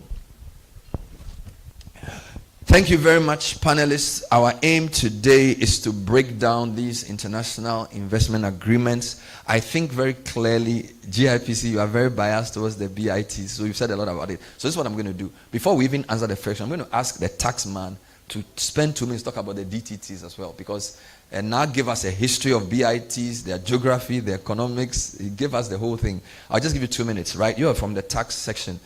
These double taxation treaties, how old are they? How many do we have? What do they mean? How different are they from BITs? Just 2 minutes. So that's to Nana of GRA. Go ahead. Is it on? Yes, please. All right. Thank you very much, Bernard. Yeah, so basically, tax treaties, as the name goes, is an agreement between two countries or regional or multilateral to avoid double taxation or to avoid double non-taxation or to eliminate fiscal evasion or how people can evade taxes. And basically, that is the object of double taxation. And it happens because a resident of, let's say, Ghana will be undertaking an investment activity across the borders, let's say in Togo. And the same person, because he's a resident here, and Togo is paying the money to this particular person, Togo will say that in accordance with their domestic law, the income is sourced from Togo. And so Togo want to tax that amount of income. Whereas Ghana will also be taxing the income because the person is a resident in Ghana. So there is one income, one person suffered twice taxation, right? So Ghana, our first tax treaty, currently we have 14 with UK, Italy, Netherlands, and the likes. And the first treaty actually was signed or came into force in 1994. And that is with the United Kingdom. So that is how, but of course the cardinal objective of a tax treaty again goes into investment promotion. Because when you look at it, investors want to ensure that their income across borders are not taxed twice. So they always want to go into tax treaties to ensure that their investment is, safe. That's basically. So in a sense, the BIT comes and then the DTT will flow from that. Exactly the point. It could be either way around anyway. As she mentioned in her concluding part, other countries will say that, well, before we want to protect our investors from suffering double taxation, we want to enter into a DTT. Quickly, first and foremost. Or you have a BIT, or we table the two together. There's a country that decided to do the two together. I think we were together and we are still negotiating, or let's say we have concluded negotiation. But they said that make sure that before the BITs, we have the double tax treaty so that we don't experience the issue that I've mentioned. Yeah. So the 14, maybe later you can tell us who the 14 are and we'll find out if those reps are here. Now, the other broad area under the international investment agreements is the what you call the free trade agreement, or some call it the preferential trade agreement. So, Madam from the Ministry of Trade, Ms. Ado, just quickly talk to us about the FTAs as well. How different are they from BITs, and what's the history? How many do we have, if you have that information, in a couple of minutes as well? Thank you. Please, Humphrey, please help her with the mic, the bottom side. Yes. No. Yes. The light must come on. Keep your finger. Thank you very much. And it's still morning. Good morning, everyone. Yeah, thank you for the opportunity as well. Yeah, if we talk of trade agreements, we have a lot. We have a lot, so countable. We have both multilateral and bilateral trades. And we consider both taxes, and then investments, TIBs. We are doing the trade negotiations. And that's why when it comes to trade negotiations, one institution cannot go. So we have a constituent institutions that normally go for trade negotiations. And I must say that when we are having trade negotiations, we are also looking at the tariff and non-tariff issues. We don't look at only one, we look at tariff and non-tariff issues when we are going for trade negotiations. Wow. Yeah. So the history is much older. Wonderful. Yeah. Let me come straight to Humphrey. AGI, what is the current state of play from the AGI perspective of these international agreements? Are they helping us? Are they well structured? Are they promoting investment? Are we winning? You know, the way you're scratching your head. That's a broad question. And good morning, colleagues. Well, there are a number of factors that one would consider to see the alignment of the investment treaties and BITs to our SDGs and our various goals. One would need to, first and foremost, consider the terms of the agreement, and then secondly, the implementation of this agreement. Thirdly, the goals of the country or the priorities of the countries then ties into these stated positions. It's quite exciting and refreshing to hear Nan Lamle mention the old generation treaties and seeking the collective effort of us and the Office of GIPC to bring some extent of sanity and clarity to a number of the BITs. The way to test the alignment of these BITs to our contemporary times and the SDG goals will be to list a few of the priority areas of the country and then see how you can extrapolate a few BITs and see whether they are really aiding the goals of the country. So let me capture just 4, and we tested. 1 is agriculture. 2, healthcare. 3, infrastructure. 4, food safety. So if you take these 4 and you align it to a number of BITs, if you go on the old generation BITs, you will see that they become a framework to stimulate economic activities. But to what extent did they stimulate these economic activities to attain SDG goals? And once you realize that most of these generational BITs focus a lot on exporting primary products. And if that is the case, it's exciting to hear that the GIPC seeks to renegotiate this. So our proposal, and a clear example, and I'll use another clear example in the agriculture space. How do you negotiate your BITs such that when your focus is to address an SDG, like reduction of poverty, creating of jobs, healthcare, how do I negotiate a BIT irrespective of the jurisdiction of the other counterpart? Focusing on your food security as a result of agriculture. So when you do such a negotiation, you would deliberately find a way to make sure the value chain in the agriculture space is created to the investor, such that he doesn't only come in targeting only the export of primary products. So that's a clear example of how to solve an SDG goal through your BIT, deliberately negotiating it and seeking and creating a monitoring mechanism to get it aligned to your developmental goals. Go ahead. So I think that's fair enough. I wanted to just give the AG's rep a quick opening comment. We've heard a lot about all of these things. What are your general thoughts around this discussion? And what role does your department play in these international investment agreements? So let's hear from Madam Isiama. Thank you. Good morning, everyone. The view from the Attorney General's office is the bedside view, in effect. Okay. It covers all the institutions and all that government is doing at any time.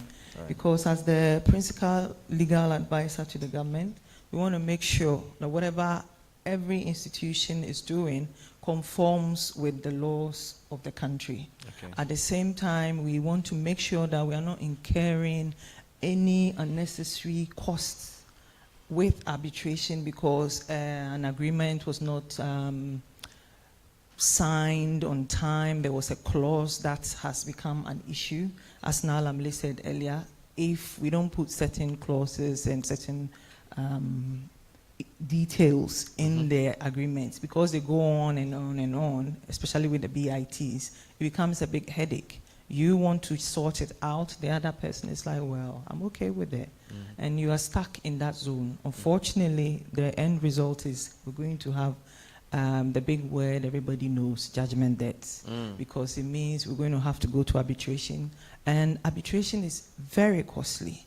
It sounds like it's something we say a lot, but from the inception to the end, it's costly. You have to have experts, you have to go into details of so many things. And the team that goes, even if you don't have any foreign participation, it's a lot of work. So we want to make sure that from the onset, everything is right. And so when we come to the BITs, the AG's office is always present in the negotiations. We work closely with GIPC and the Ministry of Foreign Affairs representatives. When it comes to the DTAs, there's also somebody who has to be there representing the Attorney General, and the same with the trade.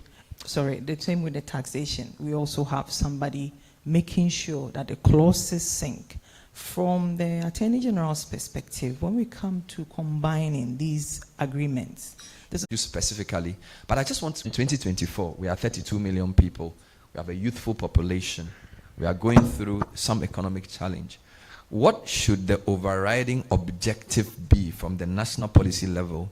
Because I'm sure all of these things should flow from some economic objective, right? So is it macro stability? Is it revenue generation? Is it job creation? Can you give me one or two key things a country should seek to promote, which should be sort of the guiding principle economically for these, whether they are BITs or DTTs or XYZ, whatever they call them, right? From AGI's perspective, where is Ghana now? What are some of the top 2 or 3 things you recommend that whatever agreement you sign with any country, don't compromise on this, because that's the basis for our economic model? Is AGI able to tell us? Well, yeah, it just goes back to the priorities of a government. And you could extract this if you go down to the National Development Plan. And agriculture cannot be taken out of it. And one of our goals is that, look, through agriculture, the value addition process is so significant that could aid, and take cocoa, for example, out of the agriculture space. And in a recent trade vulnerability report, you saw the 3 exportable products. And agriculture, through cocoa, was one. So when you pick cocoa, what do you do to cocoa? That's deepen the value chain. And when you deepen the value chain, it attracts the entire segments. So agriculture is one critical one that I will recommend to any government. And in other jurisdictions in the agriculture space, there are some regulatory issues. And I use agriculture because it goes so deep into the import basket, distorting your inflationary rate. Part of the cycle of the debts of your country can go back all the way to your inability to create a food security framework. What is the food security framework in Ghana? Can we say our buffer stocks have 5 3-year stocks that at any time the inflationary rate is distorting, you can release it to correct it? So agriculture is one. And beyond agriculture, as much as there are other priority areas like infrastructure, other ones, you have comparative advantages in your extractive industry. So therefore, what do you do with your extractive industry by just exporting the raw or the primary stage? You must deliberately create a vehicle for value addition. The challenge there has to do with financing. So what sort of financing model can stir and stimulate the extractive space? because that is the driving factor that will create industrialization. So can you lock something like skills transfer or value addition into an FTA? And activities. What would the Petroleum Commission do? And still they do it. They have a quota for every organization that's operating the offshore space. And then the quota and the instructions by virtue of the agreement gives you by a period, you must fill the entire place with the Ghanaians. And not only ordinary Ghanaians, skilled Ghanaians. Wonderful. So that is deliberate. You hold their hands. You could do same in the agriculture using the, what do you call the cocoa example. Cargill is one of the big processors in Ghana. What is the clarity in the quota of employees and the skills development and then the export of the product? So it can be done and can be extended to all other sectors. Let me come to now of GIPC. What does a good BIT look like? You've worked on so many. What does a good BIT? You can give a personal case study or just a general comment. Can you put a good BIT depends on who's asking. Isn't it possible to be good for all of us? Well, ideally, it should be for the mutual benefit of both countries. Yeah. But let's be realistic here. You have BITs with other African countries. You have the BIT developing countries. We have BIT with what they call LDCs, least developed countries. We have BITs with countries which are highly developed. OECD countries. Exactly. So when you are negotiating with a party that is in different aspects far advanced than you are, you have to work very, very carefully to find mutual grounds that are benefiting both sides. So what new generation BITs do is this. We don't necessarily list out certain sectors. For example, in 2024, as has been said by the head of AGI, we are looking at agri, health, and so on. Because the life cycle of a BIT literally can be 30, 40, 50, 60 years. If you specify one sector, that may work for your medium-term plan. So you don't mention specific sectors that this is my focus. What you do is this. What we do is set carve-outs. So basically the BIT, the issue with the BIT is that it gives a lot of protections to foreign investors, which local investors do not enjoy. So as a Ghanaian, if I had a company, means health, there's another foreign company in health. If there's an issue, my only recourse is to go to the Ghanaian courts. Their recourse may be the Ghana courts, but they can also go to arbitration. And the key thing is that the treaties supersede, in many instances, domestic legislation. That is the rub. That is the issue. So there's a conflict between Ghana law and the treaty supersedes. So that is where there's been a lot of angst about how the BITs are giving unfair benefits to foreign investors as against local investors. So what we do now is that we set out still the traditional protections. For example, we say we'll give the investor fair and equitable treatment. We'll give the investor national treatment, meaning that whatever treatment you give to your nationals, you give to the foreign investor. But then we give now lengthy carve-outs. So we say this is a general protection I'm giving you for investor from country X. However, they list the exceptions. When it comes to agri, it comes to health, it comes to this. We can treat our locals better than foreign investors. They don't have an action against us. So in our old BITs, we had issues with local content laws. As you are well aware, we have local content laws in mining, in petroleum, energy. It's quite exhaustive. And there's a tension between those laws that were passed, let's say, in the past decade, with BITs that were passed in the 80s. The two are conflicting. If we're taken to arbitration, we would lose because the document says you should give national treatment. Don't discriminate between your locals and foreigners. So we put in very lengthy carve-outs and exceptions in the document, reserving the policy space of the government of Ghana to regulate in accordance with its legitimate policy objectives. And right at the beginning of the document, we reference SDGs. It's there in black and white that we are going to come up with these protections for you. However, our SDG goals take preference. However, we want to emphasize that you are coming as a foreign investor. Yeah. We know you are not altruistic. However, we want you to look at skills transfer, technology transfer. We want you to look at CSR. We want you to look at labor. We want to look at local communities. It's all in the document. Yeah. And most importantly, it's what's an investment. Yeah. Under local law, an investor is you come in, set up your company, you're an investor. But the BITs, where we have moved, this is not just Ghana, under the AFCFTA, we have what you call an investment protocol. That is like a BIT for all African countries, so to be like a multilateral document. Yeah. In there, and we started copying this, an investment is one which contributes to a sustainable economic development of the host country. So having a company is not enough. All right. You must prove to benefit from the BIT that you, this company, have contributed to the development of the country in which I'm operating in. So the standards are now much, much higher. What are some of the key protections foreign investors look for to lock in? And that's question one. Question two, how is Ghana perceived? Because we're also in competition, right? Yes. So you are signing a BIT with Japan, but they're signing one with Cote d'Ivoire, they are signing with Nigeria and Senegal as well. So 2 points. Generally, what are they demanding for? If you look at our past 10 BITs, is it locking in a certain continuity in laws? What are the key concerns about Ghana which our international partners are increasingly asking for? And if what you're saying is not true, you can correct. Yes. Thank you. So many investors, it depends on where they come. Some, let's say countries where we had traditional relationships with dating back literally centuries. Europe. Exactly. UK.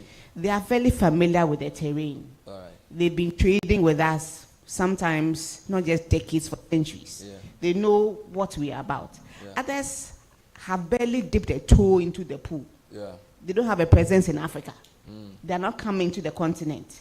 They are more cautious. Others are risk averse. Others don't really care if you have a BIT or not. So it depends on where they are coming from geographically and politically. Some are very strong allies. Others, we are now trying to become friends. So it depends on all those variables. The companies are here, but the governments don't say anything. The companies are doing their business. The governments are also doing their own thing. Yes. There's also that. Yes. But across board, one of the things they are looking for is they are seeking to have predictability and certainty. Okay. Because they are thinking to themselves, well, GIPC came on an investment mission to my country and told me all these lovely things about your country, or the laws you have in place. If I come in 2024, what happens in 2025 where the law is changed or the policy changes? Then I'm stuck. I've invested millions into your country and the landscape has changed so radically. So I want some kind of stability where you will not discriminate against me. Their laws will be fair. Your laws will be equitable. So they put in those standards to say that by all means pass the laws you wish. You can even amend them as you wish. But give me advance notice that the law is going to change. And when you change your law, publish it in time. You know, sometimes we'll pass a law and then my colleague at AG will vouch for me. The law has been passed. You're looking for a copy. And you are going around making phone calls. Have you seen the copy? Have you seen the copy? It takes some time. Yeah. So they want transparency. Transparency. What are your laws? Where can I find them? And that's where my colleague also comes in. Diana, they are trying to put in a system where all the business laws are on a portal. Yeah. So you don't have to pay money to buy it. You can find it readily. So transparency is one, predictability is one. And also, they want options when it comes to disputes. So for them, non-negotiable across board. If there's an issue, they want to say, well, I can escalate it to arbitration if I want to. Because I think to themselves, if it's an agreement with the government, let's say it's an investment agreement where government owns shares in the company, we go our separate ways. If I go to court, there's a perception that, well, it may take a very long time. Yeah. Or they may be sympathetic to my costs. Yeah. Arbitration is more neutral, so I want that. Yeah. So what we've done to counter that is that, fine, we're going to write a list of the options you have available. In there, we'll write Courts of Ghana. We'll reference our arbitration centers. We'll reference Ghana law, which is very important. But in the old documents, the arbitration will just look at the agreement. Your domestic law was of no consequence to them. Had cases where our Supreme Court has said, this is the direction you should follow. It goes to arbitration, they go the opposite direction. And it doesn't matter what your Supreme Court said. It doesn't matter what your Constitution said. It's what they think is right. So we've built in all these mechanisms in our current BITs to make sure that the arbitrators understand what Ghana law is and use Ghana law in coming to their decisions. Wonderful. We've put in there that the arbitrators should be fair, they should be independent, they should be impartial, this is how they should be selected, this is how long we should take. So although the general principles are still there, there are detailed explanations, detailed caveats, detailed exceptions, detailed definitions of what it is and what is not, so that we are very clear that we are protecting our national interest, primarily when we negotiate these BITs. Wonderful. Let me come to, please put your hands together. I think that was nice. That was great. AGI, she's okay. She's on point. Wonderful. Let me come to Ministry of Trade generally. These free trade area things, do they supersede BITs in the sense that I think Ghana was discussing EPAs with the UK some time back. So had those been successful? So my question is, are multilateral agreements stronger than bilaterals? And where do BITs fit into that whole conversation? All right, thank you very much. I must say, as Nas said earlier, depending on what we're looking at. Because you sign a multilateral, we sign agreement. We have all these multilateral agreements, but we still do the bilateral agreement. Depending on what we are looking. Because if an investor is coming, not everybody will go and look for all your bilateral agreement. What you are looking for is your conducive, your environment conducive for me to do business, mostly. And they are looking at the legal issues. They are looking at how easy I can get my things done, let's say registration of company, or how I can deal when I have issues, where do I go? Because not every issue that goes to court. But if I even have a little issue, where do I go? Who can I contact? And these are the information they are looking at.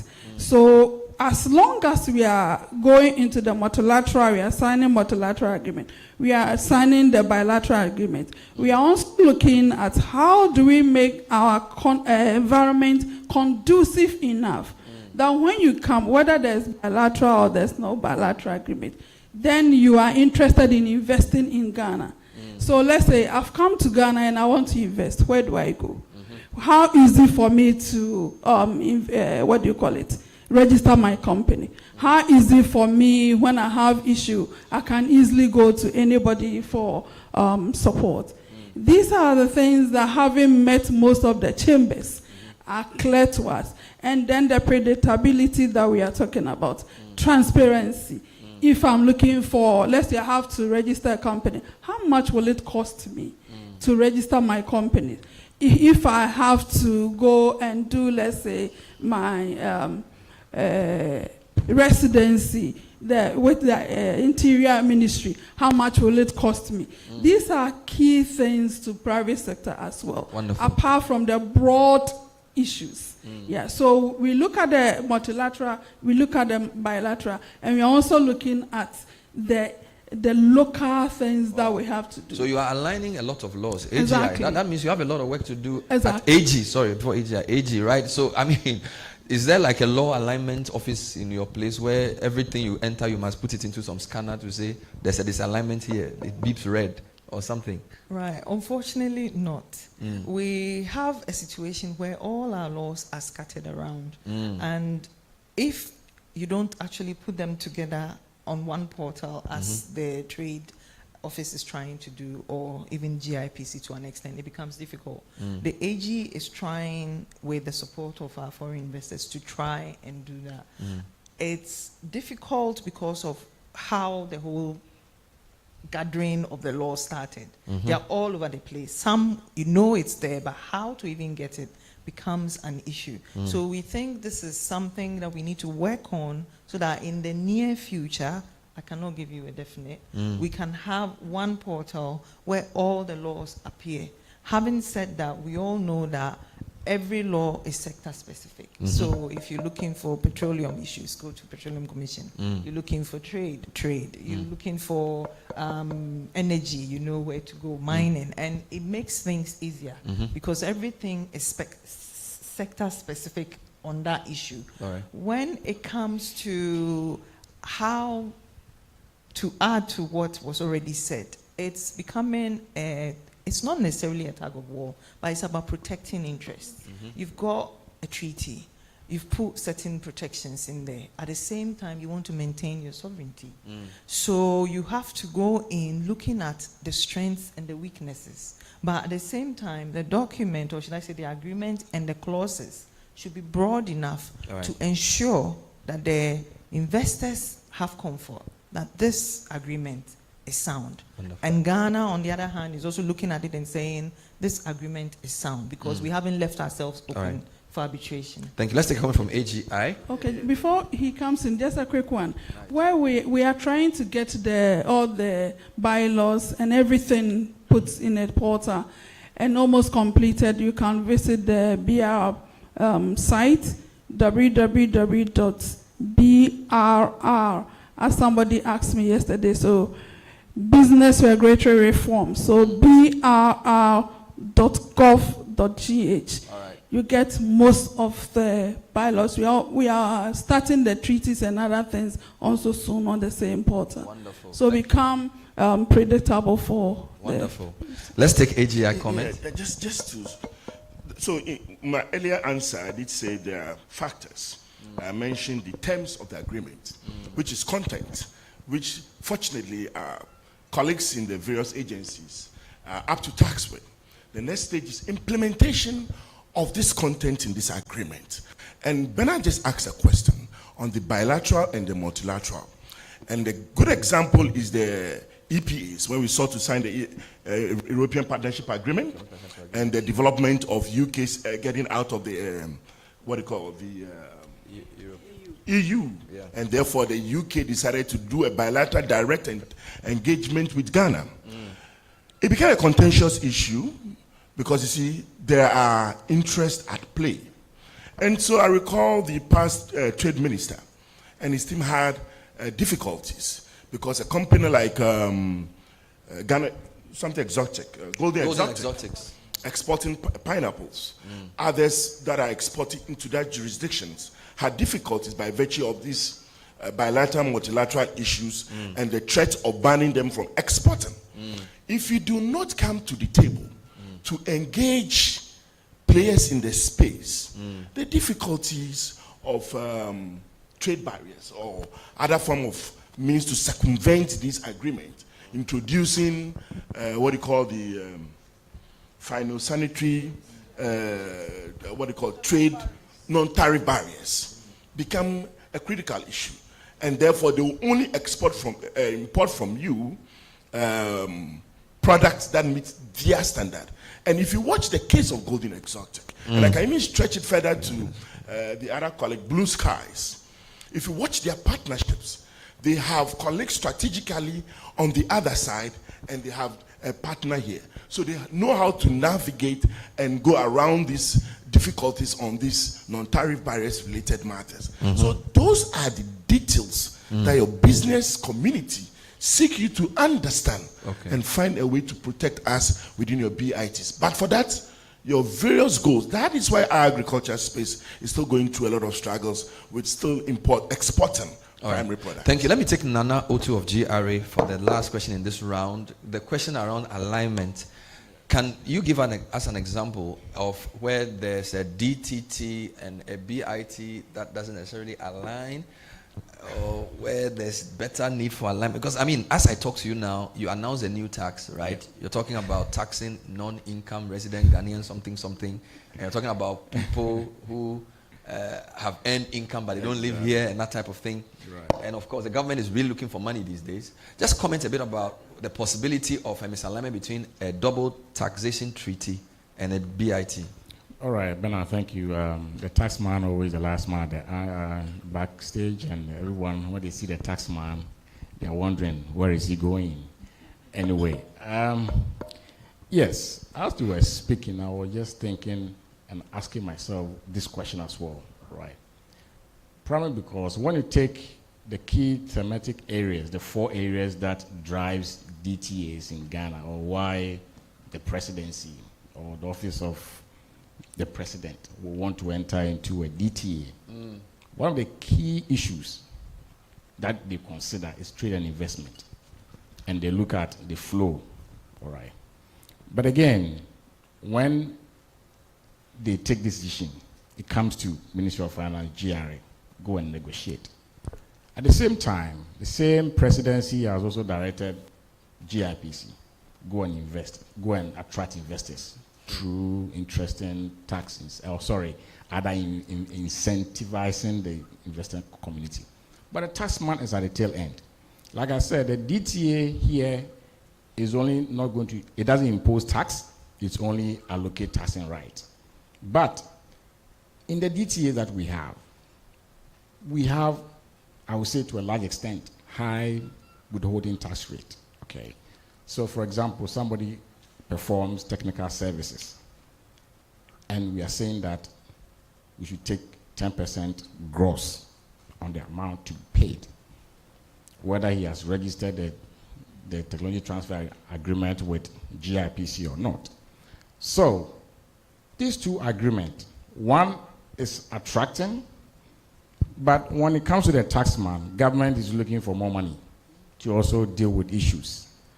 So in protecting our taxing base and also protecting our taxing right, we do have some higher withholding rate on gross amount. And that is where the challenge is. When you say gross withholding tax, what does it mean? It means that if you are being paid an amount, let's say on interest that has been earned by a resident of, let's say, UK, the local rate is 8% net, but then the DTA says 7% gross. So if you are paying £100,000, Ghana would hold a rate of 7%.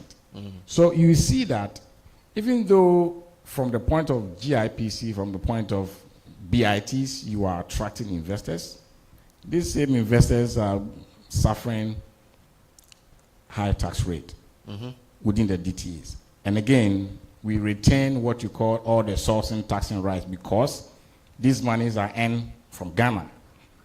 So of course, how do we now go forward as a country? And I think we've been discussing a lot, myself and Nahir, that we must have one policy direction and say that, okay, from the presidency, this is the policy direction when it comes to BITs and DTAs. Ensure that these areas, when it comes to withholding taxes, because give them much lower rate, let's say 5%, give them a net deduction.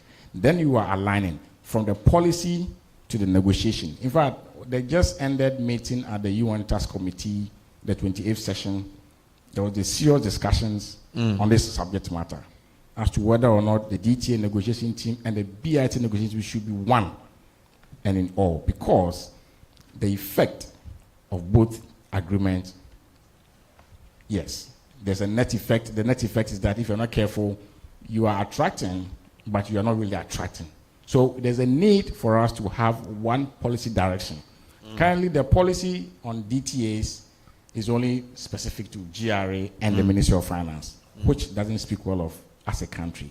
And we actually entered into a difficulty with one country, I'm sure Na is aware, where the definition of even the term Ghana became an issue.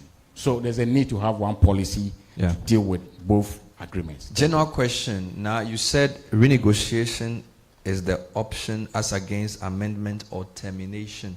Is that always the best? So let me give you an example. In the mining sector, we've had these stabilization clauses and attempts by people like Professor Akila Kwasoya to renegotiate our fiscal regimes. If, for example, you have green minerals coming in, can't you say we're going to start as a green field and we're not going to apply the green mineral like the regime around traditional minerals to the green minerals. So you're going to say, this is a new area. We've had gold, bauxite, manganese for 100 years, and we don't think it's benefited the country. So because there's now lithium and all of these things, we want to start afresh. And then you can say, as a consequence, we want to even redo and overhaul all our mining regime, fiscal regimes. How would that be taken? Do you get my point? Are there opportunities where you can say, look, we've had this for 100 years. National sovereignty, national development is not working. This is a good opportunity to reset the button, right? Is that possible? And can you talk a bit around the risks of doing that, right?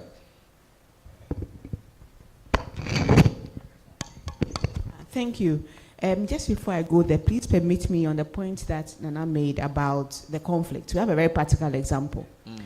In BITs across board, there's a provision on guaranteeing foreign investors free transfer of funds outside the country. That's important because if I have my own company, I can't freely transfer my profits and dividends out of the country as a Ghanaian company. But if my company is owned by non-Ghanaians, that company can transfer the money freely. So that is cuts across. In the very old BITs, that protection was there with very few carve-outs. So what happens now is tax issues. So we had issues with taxes, as he mentioned. So we had a discussion with Ministry of Finance, and they gave us direction that when it comes to taxes, make sure that in your document you defer to DTAs and domestic law. So your BITs should not have anything to do with tax. Okay. But that is one of the key mainstays of BITs, taxation. Because the idea is that a government can use taxation in a way in which it discriminates against investors or makes investment or operate your business so tedious, so cumbersome, so burdensome that it basically takes away your profits. And under many countries, people sue governments and arbitration for their tax measures. But we've come to an understanding that when it comes to tax issues, we will defer to Ministry of Finance, DTAs, and domestic law. So that's how maybe not we even are just going. taxes. Let me ask you to, for example, in Ghana, currency depreciation. So a large company, you repatriate your profits in March. If the Bank of Ghana realizes that there's pressure on the local currency in a particular period, they could ask you to either stagger or wait. Because if you look at our exchange rate very carefully, when they declare profits and they have to pay their dividend, it puts pressure on the city. So maybe there could be a clause in there that to say that the central bank can not prevent you from taking all your money, but in a way that will not adversely affect the currency, we right? say in the BIT that when you have balance of payment difficulties, the central bank of whichever country it is, Ghana or the other country, can temporarily put in place measures restricting transfers of funds and other protections temporarily, so long as it's not discriminatory, is equitable, is given with notice. So all these things are the exceptions we are putting to the general principles now, and they are quite exhaustive. You find, let's say, a paragraph of the principle, let's say 5 lines, you find 10 lines of exceptions to the principle. It's not just Ghana, it's across board. And I can also mention that under AFTA, we have the AFTA protocol, which seeks to replace all intra-African BITs. Now, the AFTA protocol is guiding us in even our base other countries. And they have very extensive guidance on exceptions to the general protections. So we're also following that as well. So on the comment the question you made, there's a provision in many BITs called performance requirements. This basically means that you cannot come up with legislation or laws or measures that discriminate against foreign investors in favor of your domestic investors. Also, when it comes to changing your laws, basically they say, fine, you can change your law if you like, but the one that you've done with us, that's static. So even if the law said, let's say, it gives you 10 years to do something, let's say tax incentive is 10 years. GRA decides it should be 5 years. The way it's written is that, fine, you can change it for 5 years, but for us in the system, It's still 10 years. That doesn't make any sense. That is the issue with the old generation BITs. Yeah. It's like we're all falling over ourselves to attract FDI. Yeah. Not just us. It cuts across Asia, Europe, Africa. So we come up with this very open-ended protections. By the end, it's biting back all of us. So it depends on what the document says. Yeah. So if you realize that, well, I have a new resource, I want to protect it. It all depends on what is in the document you are looking at. So for us, many of our nation partners are, let's say, highly developed. So they basically found all the minerals they should find in their countries. They know what is down there or up there, or, I mean, they've gone to space. We haven't gotten there yet. We are still finding minerals in our grounds, like we found lithium. So what we are doing now is, in our BITs, we are saying that these are the protections. However, if we should find this particular resource, if there's a disadvantaged group of people or persons or ethnic groups or regions, these are protected under Ghana law, and we reserve the right to regulate for these policy objectives. Wonderful. And then they will complain and say, no, it wants predictability, it wants certainty. And we say, yes, you have laws covering everything. We are a young country. You've been in existence for 500 years. We have been in existence for less than 70. We are still finding our feet with these things. So please give us the space we need. By the way, is there reciprocity with all these? No, so the BIT is a document that's bilateral. So it goes both ways. That's my question. So like a Ghanaian also investing in Sweden, exactly, have the same thing. Exactly. The other thing is that we are more capital importing than exporting, but that is changing slowly. But some countries, you have like maybe 2 Ghanaian investors there versus hundreds of them here. But you have to think about the eventuality that companies like in AGI will move out into those countries also benefit. The return you get from an African country generally is more than what you get in a developed, stabilized market. So, and we need more capital, net capital importers. So maybe they should skew the BIT to also reflect that capital is looking for a place to invest. And Ghana is a high risk, high return environment.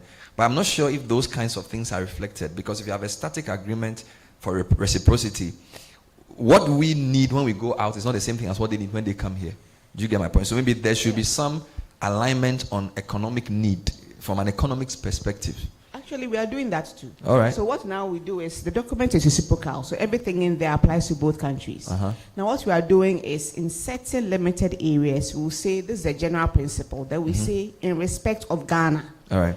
Then we state it. Wonderful. Or they will say respect of country X. So we are now putting in, it's not too much, but we are now putting in country-specific provisions to protect our peculiar needs. So we are together, we are fighting very strongly to protect national interests whilst promoting FDI, balancing the two. Put your hands together for the panel. I want to say a couple of things to the audience. So whilst you listen to us, there are a couple of things I want to hear from you. You are from so many countries. These are Ghanaians talking, all right? For those who have money coming in, how do you see Ghana? How competitive is Ghana compared to the other possible? Is it only about BITs? If you're going into a country, I'm sure you're looking at the quality of labor, stability of power, right? The friendliness of the people. Do those things count, or is this strict? So if a business wants to invest between Ghana, Nigeria, and say Cote d'Ivoire, right? What's the most important thing they look out for? Is it just predictability, transparency, or they can say, well, Ghana is safer than Nigeria, so we're going to come to Ghana, even though the government is a bit crazy. Or I'm just saying that. Or they say, look, Ghanaians speak better English, they write better, and they are in a central part of the weather is good. So my question is, this is for our knowledge as well. What do you see? Are those things important, or is it more the hardcore, the law, the investment return, the profit? You get my point? Because we're discussing this as if the only consideration for investing in a country is just what's on black letter law. But I'm sure there are other considerations as well. And I like to think that when Yofi travels abroad, he doesn't just go with BIT law. He also talks about food and weather and media and all those things. Do those things mean anything at all to you guys? Or it is more, Charlie, we want our money back? By the way, we want to just give you the third vote, right? We've been talking for a lot. We need to do the third vote because the third question goes to the heart of what we're discussing, all right? So if you could gently pull out your phones again, go back onto Slido. This is the question. Which aspect of international investment agreements do you believe requires the most urgent modernization? We will get the answer in real time, and we'll use that answer to question the panel. So we need that right now. Is it investor protection? Is it? So you can actually take it using this QR code, or there's one on your screen, right? There's a paper on your desk as well. So if you could do that. Those on the panel, you can vote as well. Which aspect of international investment agreements, I guess in Ghana, I think that's what the question is trying to say, in Ghana, do you believe requires the most modernization? Investor protection, dispute resolution mechanisms, sustainable investment practices, regulatory transparency. In the old regime, we would have just asked by show of hands, but we don't want you to be compromised because you are from Australia and you don't want UK to think you are going against UK, so you don't want to vote. So we want to do it here. Anonymity is important as well. Your vote is your power. And if I can get the results of the first 2 rounds of voting, it would be nice. Say, Kuya, if you can help me with the results of the first 2 rounds of voting, it will be very nice indeed.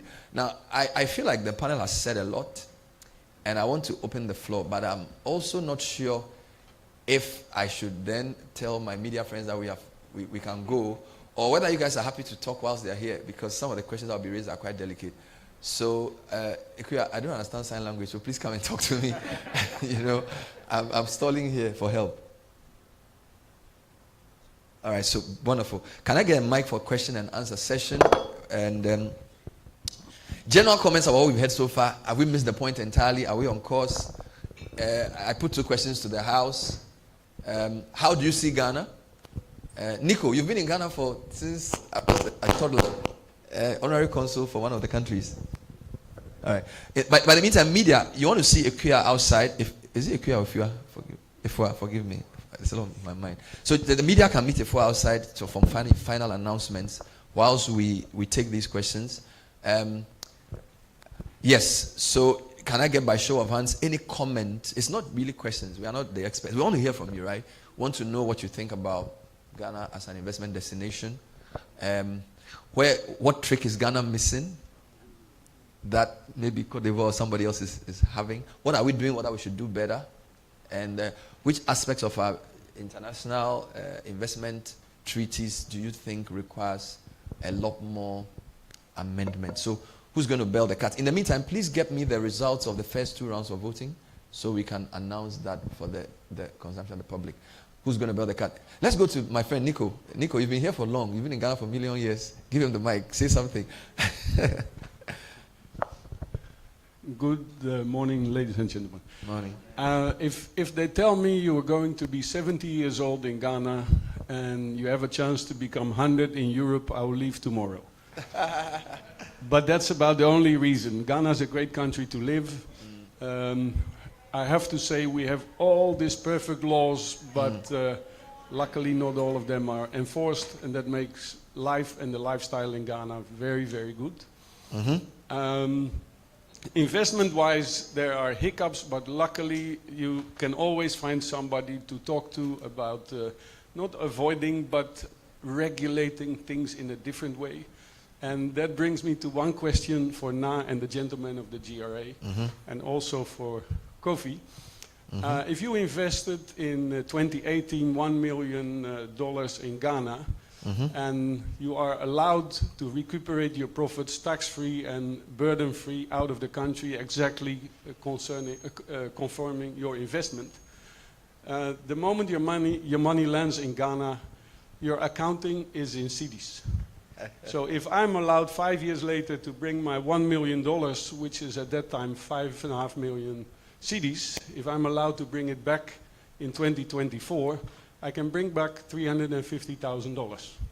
So I think in the new GIPC Act, we are still working with the 2013 VZ, Mr. Grant.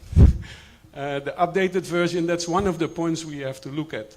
And for the rest, the gentleman of the Ghana Association of Industries made a very good point.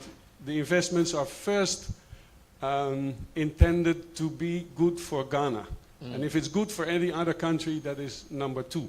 Yeah. Although I represent Bulgaria, I became a Ghanaian in 1992, and my first priority is always Ghana. Thank you very much. Wonderful. Thank you very much, Nico, for those thoughts. We'll take a few more before we take comments. Any more, please? This one at the back. Yes. Thank you. My name is Mona from the Ghana-Hungarian Business Council. So to break it down in very simple terms, the first thing that I've realized investors are happy about is the stable political environment we have in Ghana. That's the number one thing they look at. The second thing is also about personalities. Ghanaians are generally known as very calm, humble people, and internationally we are also more or less viewed as very honest people to deal with. So that's also one thing they prefer. And the geographical location of the country also helps. And the fact that we have access to seafaring, and also we have very good airports.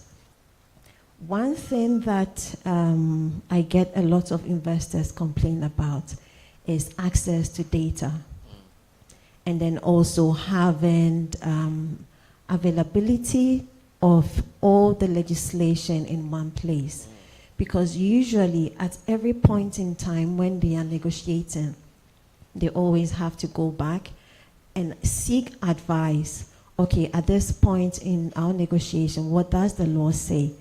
And you end up going all over the places because you cannot get the information from one source.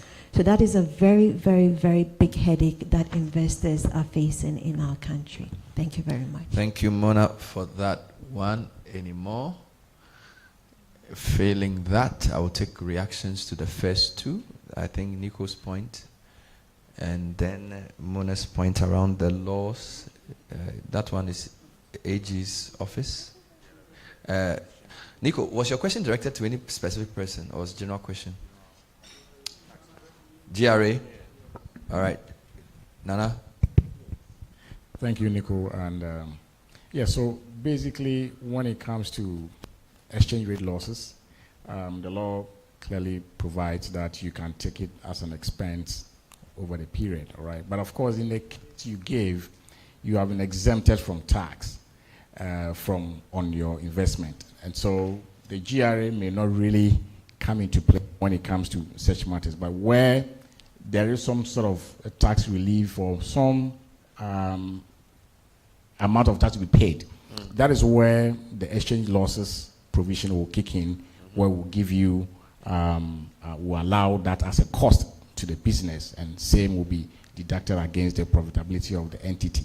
So the reverse is true. If you also make exchange gains, then of course that becomes an income, will be subject to tax in the hands of the business. So that is how the laws have been, and in practice that's what we do.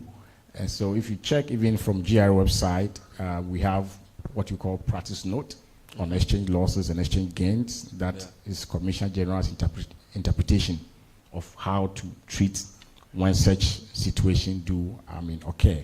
The issue is that the law, as we operate, the Income Tax Act 896, clearly say that you must account in Ghana cedis, unless you seek permission from the Commissioner General to allow you to,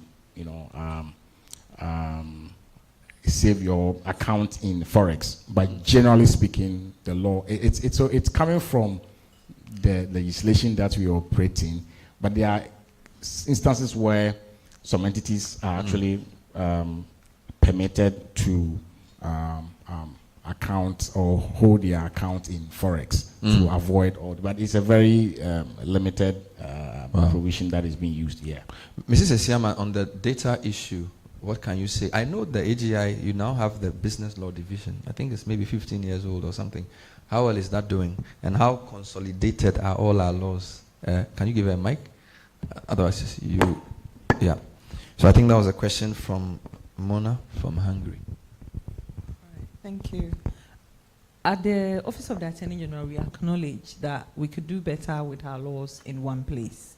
We have started discussions on how to do this. As I said earlier, because it's been such a long time, the laws themselves and even the rights to them are scattered around. On the get-go, you assume that every law rests with the government and therefore the AG has control over it. But that's not what happened in the earlier stages. Okay. So with that in mind, we've started consultations on how to pull them all together. That's why I said that it is going to happen. How to put a timeline on that is going to be a bit difficult. But we understand and we acknowledge the fact that it will be a good idea to have all the laws in one place, and we're working on it. So in due course, we'll announce. Now, check out the answer to question 1. How familiar are you with international investment agreements? I think that we have a problem in the room. Most people say, I rarely do this. My God. I do this every day, came second. I do this once a year, came third. You need to explain what's going on here. So in the room, you have people who rarely do it and who do this every day in the same room. Yes. Okay, I think, first of all, the answers there do not relate to the question. All right. It says, how familiar are you with international investment my Lord. agreements? It didn't say, do you do investment? Okay. The question and the answer are not aligned. Yeah, they are not aligned. We need alignment of Q&A. Absolutely. Absolutely, they are not aligned. So can we discount this and probably rephrase the question? What about question 2? Let's see if question 2 was aligned. Now we are in trouble. Whoever put the question together, your salary is under threat this month. How you put a question that's not aligned? Is question 2 ready? All right. Describe the implementation of your current international investment agreement with one word.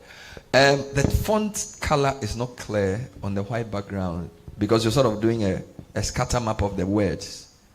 Right? So I don't know if you can change the font color because I can't see anything. So you need to format it. And it also tells you that there were so many words. Right? This type of thing, if we had 1 or 2 words popping up there, it would have been bigger. So we are in different places. So we'll drop question 2. This is the question. Which aspect of international investment agreements do you believe requires the most urgent modernization?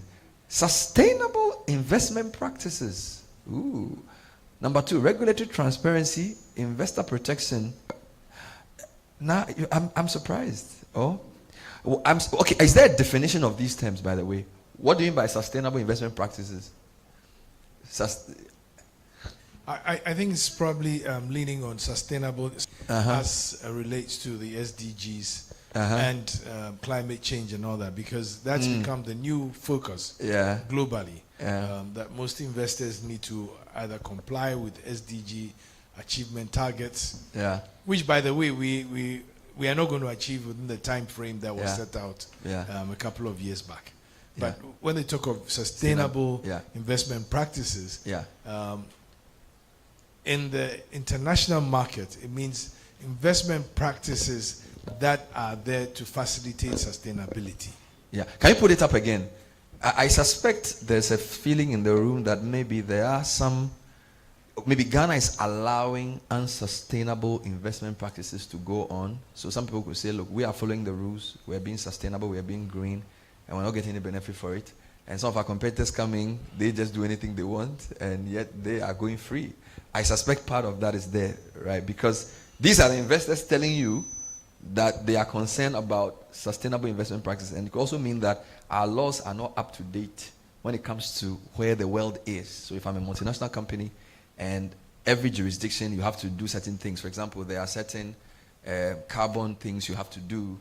Maybe Ghana is not working up to some of those things yet. And so their Ghana business is not aligned. I suspect that's also part of it. I agree with you totally. Yeah. I agree with you totally. I mean, the times when I've asked the agencies, so what's your sustainability plan? And it's new to them. Looking at you blankly. Yeah, I mean, it's new to them because many of them do not have a sustainability plan. But I'm on the board of the World Association of Investment Promotion Agencies. And I represent Sub-Saharan Africa.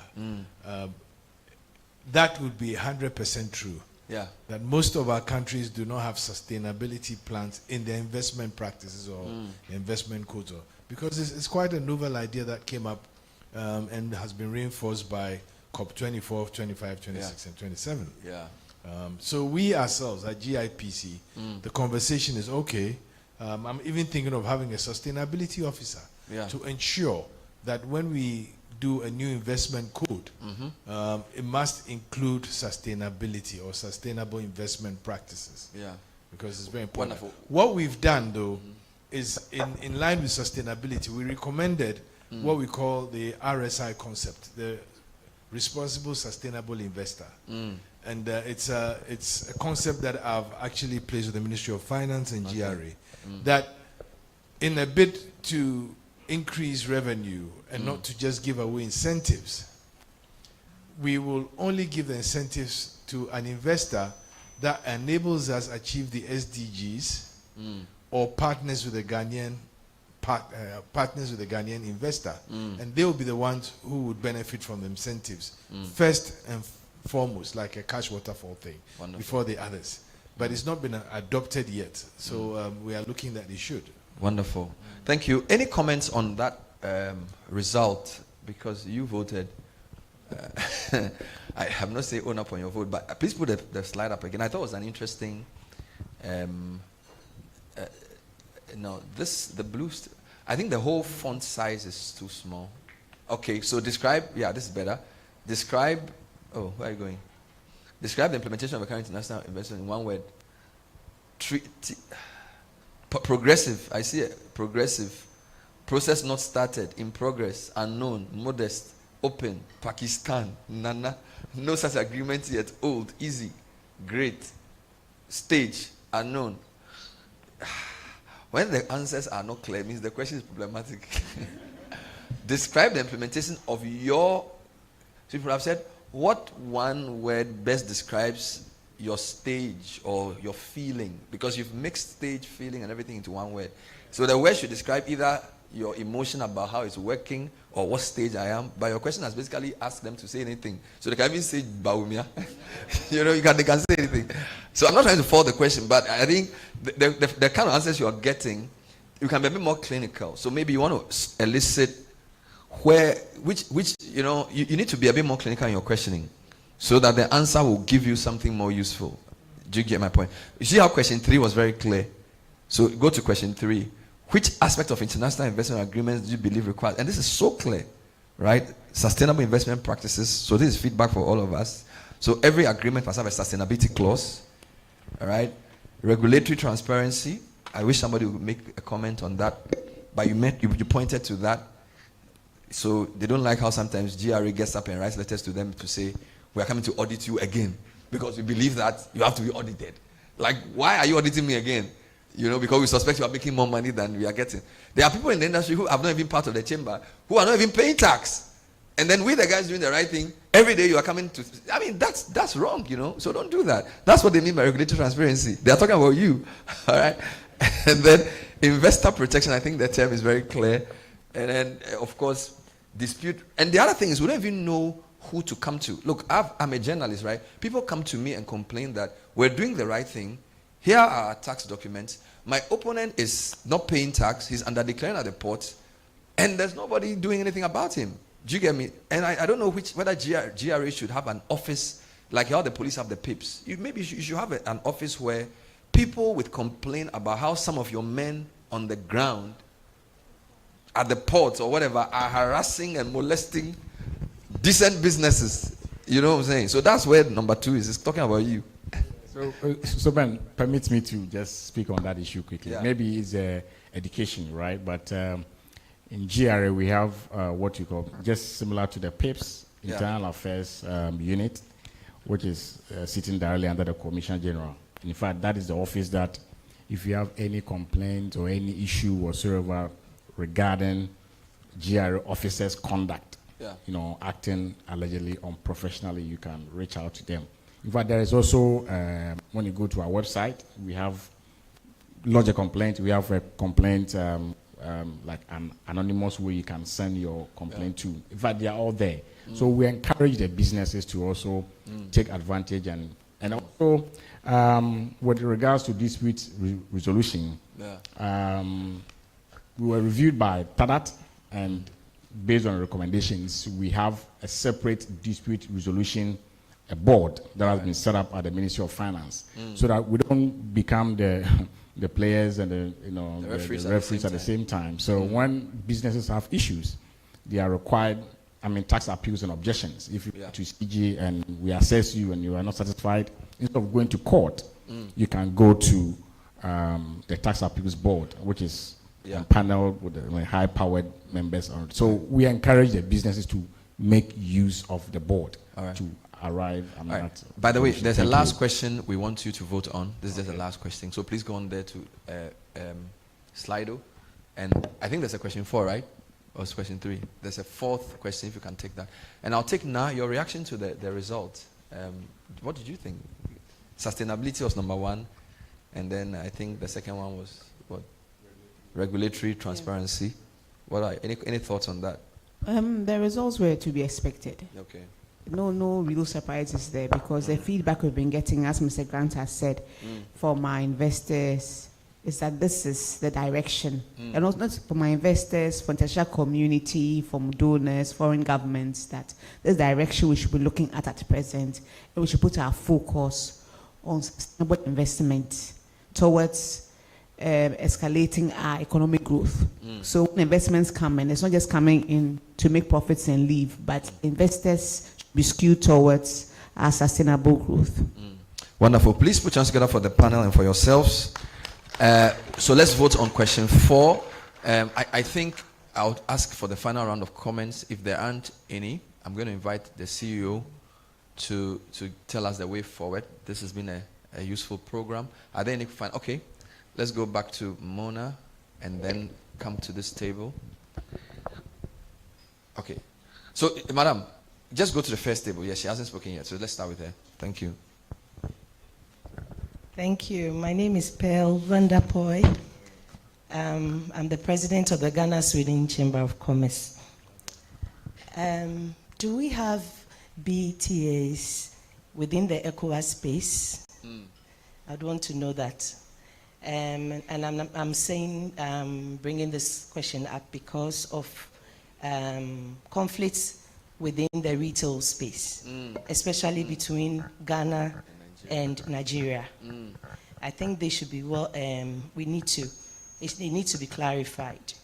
And then secondly, do we have any BTAs between Ghana and China? Because there's so much, I think we've given too much flexibility or opportunities to the Chinese, and they are taking advantage of us. They come in and do things the way they want, and I think that we need to address this. Wow. Thank you. 2 heavy elephant questions. BTA between Ghana, Nigeria, within the ECOWAS sub-region. Ghana, China, is there BTA? Let's go back to the table at the back. Was there a hand? Quite passionate about, based on my experience. I've realized that we have a lot of these has been identified.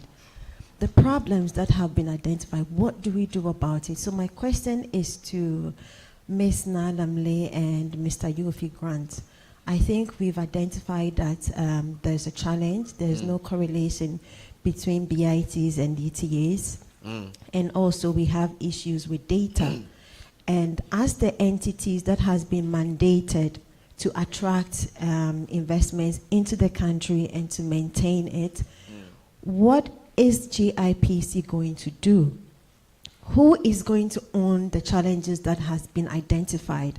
What is going to be the feedback or the reporting structure to the organizations and individuals that were invited here to update us that this is the challenges that was identified, this is what we've done, and this is the timeline that we envisage to solve all these problems? Because frankly, and to be honest, I've gotten to the point... Mona, please don't give up. Come for the next one.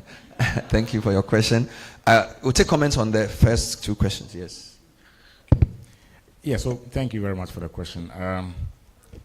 Yes, so currently we have the ECOWAS heads of state have actually adopted a supplementary act on double taxation agreement.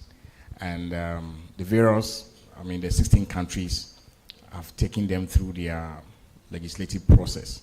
Ghana is now at the parliament level, at the parliamentary process level, right? So when that is done, that DTA within the ECOWAS member states will come into force and also will take effect from the date that Ghana ratifies that instrument. So there is a regional DTA on the ECOWAS member state, but Ghana currently it's not yet in force and not yet effective because we have not finished the parliamentary process under Article 75. Then, referencing Ghana and Nigeria bilaterally, we have also concluded a DTA, but again, we have submitted the concluded text to Cabinet for approval, from which it will then move to Parliament. So, both ways, which Nigeria is a member of the ECOWAS, in fact, and then also bilaterally, we have also concluded a DTA with Nigeria. Referencing with reference to China, they have sent, their intention. In fact, I thought you have heard, but we were supposed to even go to China like in June, but they pulled back on some issues. So we have started the talks. We have not even sat for the first time, but we have in talks. They have reached out through the Foreign Affairs Ministry, and we have also reached out to them. So we are hoping to see that maybe by close of this year, the initial negotiation will start. Negotiation can take 5 years. Some can take 10 years, depending on the interest and what you want to protect. Right. So this is just the way to give you an update. Now, any comments thank you. on, is there a BIT between Ghana, China, Ghana, Nigeria? Yes, so between Ghana and China, there's a BIT, but it's an old one. It was signed in 1989. Wow. Ratified in 1991. So that's old. It was People's Republic of China. Yes. Very old. If you see the paper, it was typewritten. Oh, wow. Not even laptop. It's very old paper. Very old. It's wrinkling at the edges. My God. It's a very old document. So it's old generation BIT. And should I go to Mona's question? Mona's question. Mona, thank you very much for your comment. It's duly noted. It's something we recognize ourselves. And we've discussed it among the technocrats. Between GRA, GIPC, MOTI, AG, and other agencies that we do seem to often work in silos. When we negotiate, we realize that the ones we're negotiating with, it's one team who does both. No, they do the DTAs, they do the BITs, they do the FTAs, they do all the agreements, just one core team. In addition, they are the ones who, when there's an issue, defend the state. So it's like it's a core job. But we, of course, are different. We do other things apart from negotiating these agreements. But when they have a core team across disciplines, it goes for consistency across board and a bird's eye view of what is going on. So it's something that we are talking at a technocrat level. As we all go back, we discuss among ourselves, escalates to our bosses, so that we make sure that when it comes with policies, they have a policy on DTAs. Yeah. We wade into it, but we don't have a general written down signed off policy at cabinet level for BITs. But instead of doing it in silos, we should come together with a common policy on these national investment agreements. Wonderful. For our benefit. I'll take a quick comment from panel members, then I'll take closing remarks from Yofi. So Yofi, you are closing us. No, I wanted to respond to more. Oh, okay. I thought you add that to your closing. I would. Okay. I think you have legitimate cause for your concern, but at the same time, too, I can tell you that there's a lot happening that often a lot of people just don't latch onto. I can tell you at GIPC, we have a very, very active aftercare unit that liaises with investors, liaises with the missions to resolve their problems for them, including tax issues. So where we come and we do these sessions, the feedback may not get to you, but the action actually does happen. I mean, currently, because of our complaints from one of the big platforms like this that we are having to do a review of the whole Exemptions Act. There's a ministerial committee set up. But you see, some of the things impinge on law, and to change the law takes a while. And that is if there is reason to change the law. But when it's a practice that is not aligned with our expectations, that's easier to deal with. So I'm sure GRA will tell you, we are constantly on them with complaints. Constantly. But we also have a very active social media presence where we actually encourage people to ask questions and post their problems there, and then we resolve them. And very often you go there and nobody said anything. You know, but then, like you're saying, there's a complaint, and yes, it's a valid complaint. But what, in the end, I'll say is that if it's to do with your investment and it's to do with what you don't agree with, GIPC is always there to hold your hand to get a solution. Always. Wonderful. Let me take concluding comments. Moti, AGI, AG. Thank you very much, colleagues, and thank you, boss, for the intervention. All that I will say is that the reforms that we are doing is also based on some of the complaints we get meetings like this. So we encourage you that when we invite you, please come. And then in relation to data, we are working seriously to get our data up to date. So the portal I gave, there are lots of information on it. And we are also moving forward doing the back-end integration with institutions so that when you get, let's say, GIPC information, you don't need to leave the portal to go to GIPC site. At a click, you can easily go to GIPC. Right. So that's how we are working together to make sure that we have the information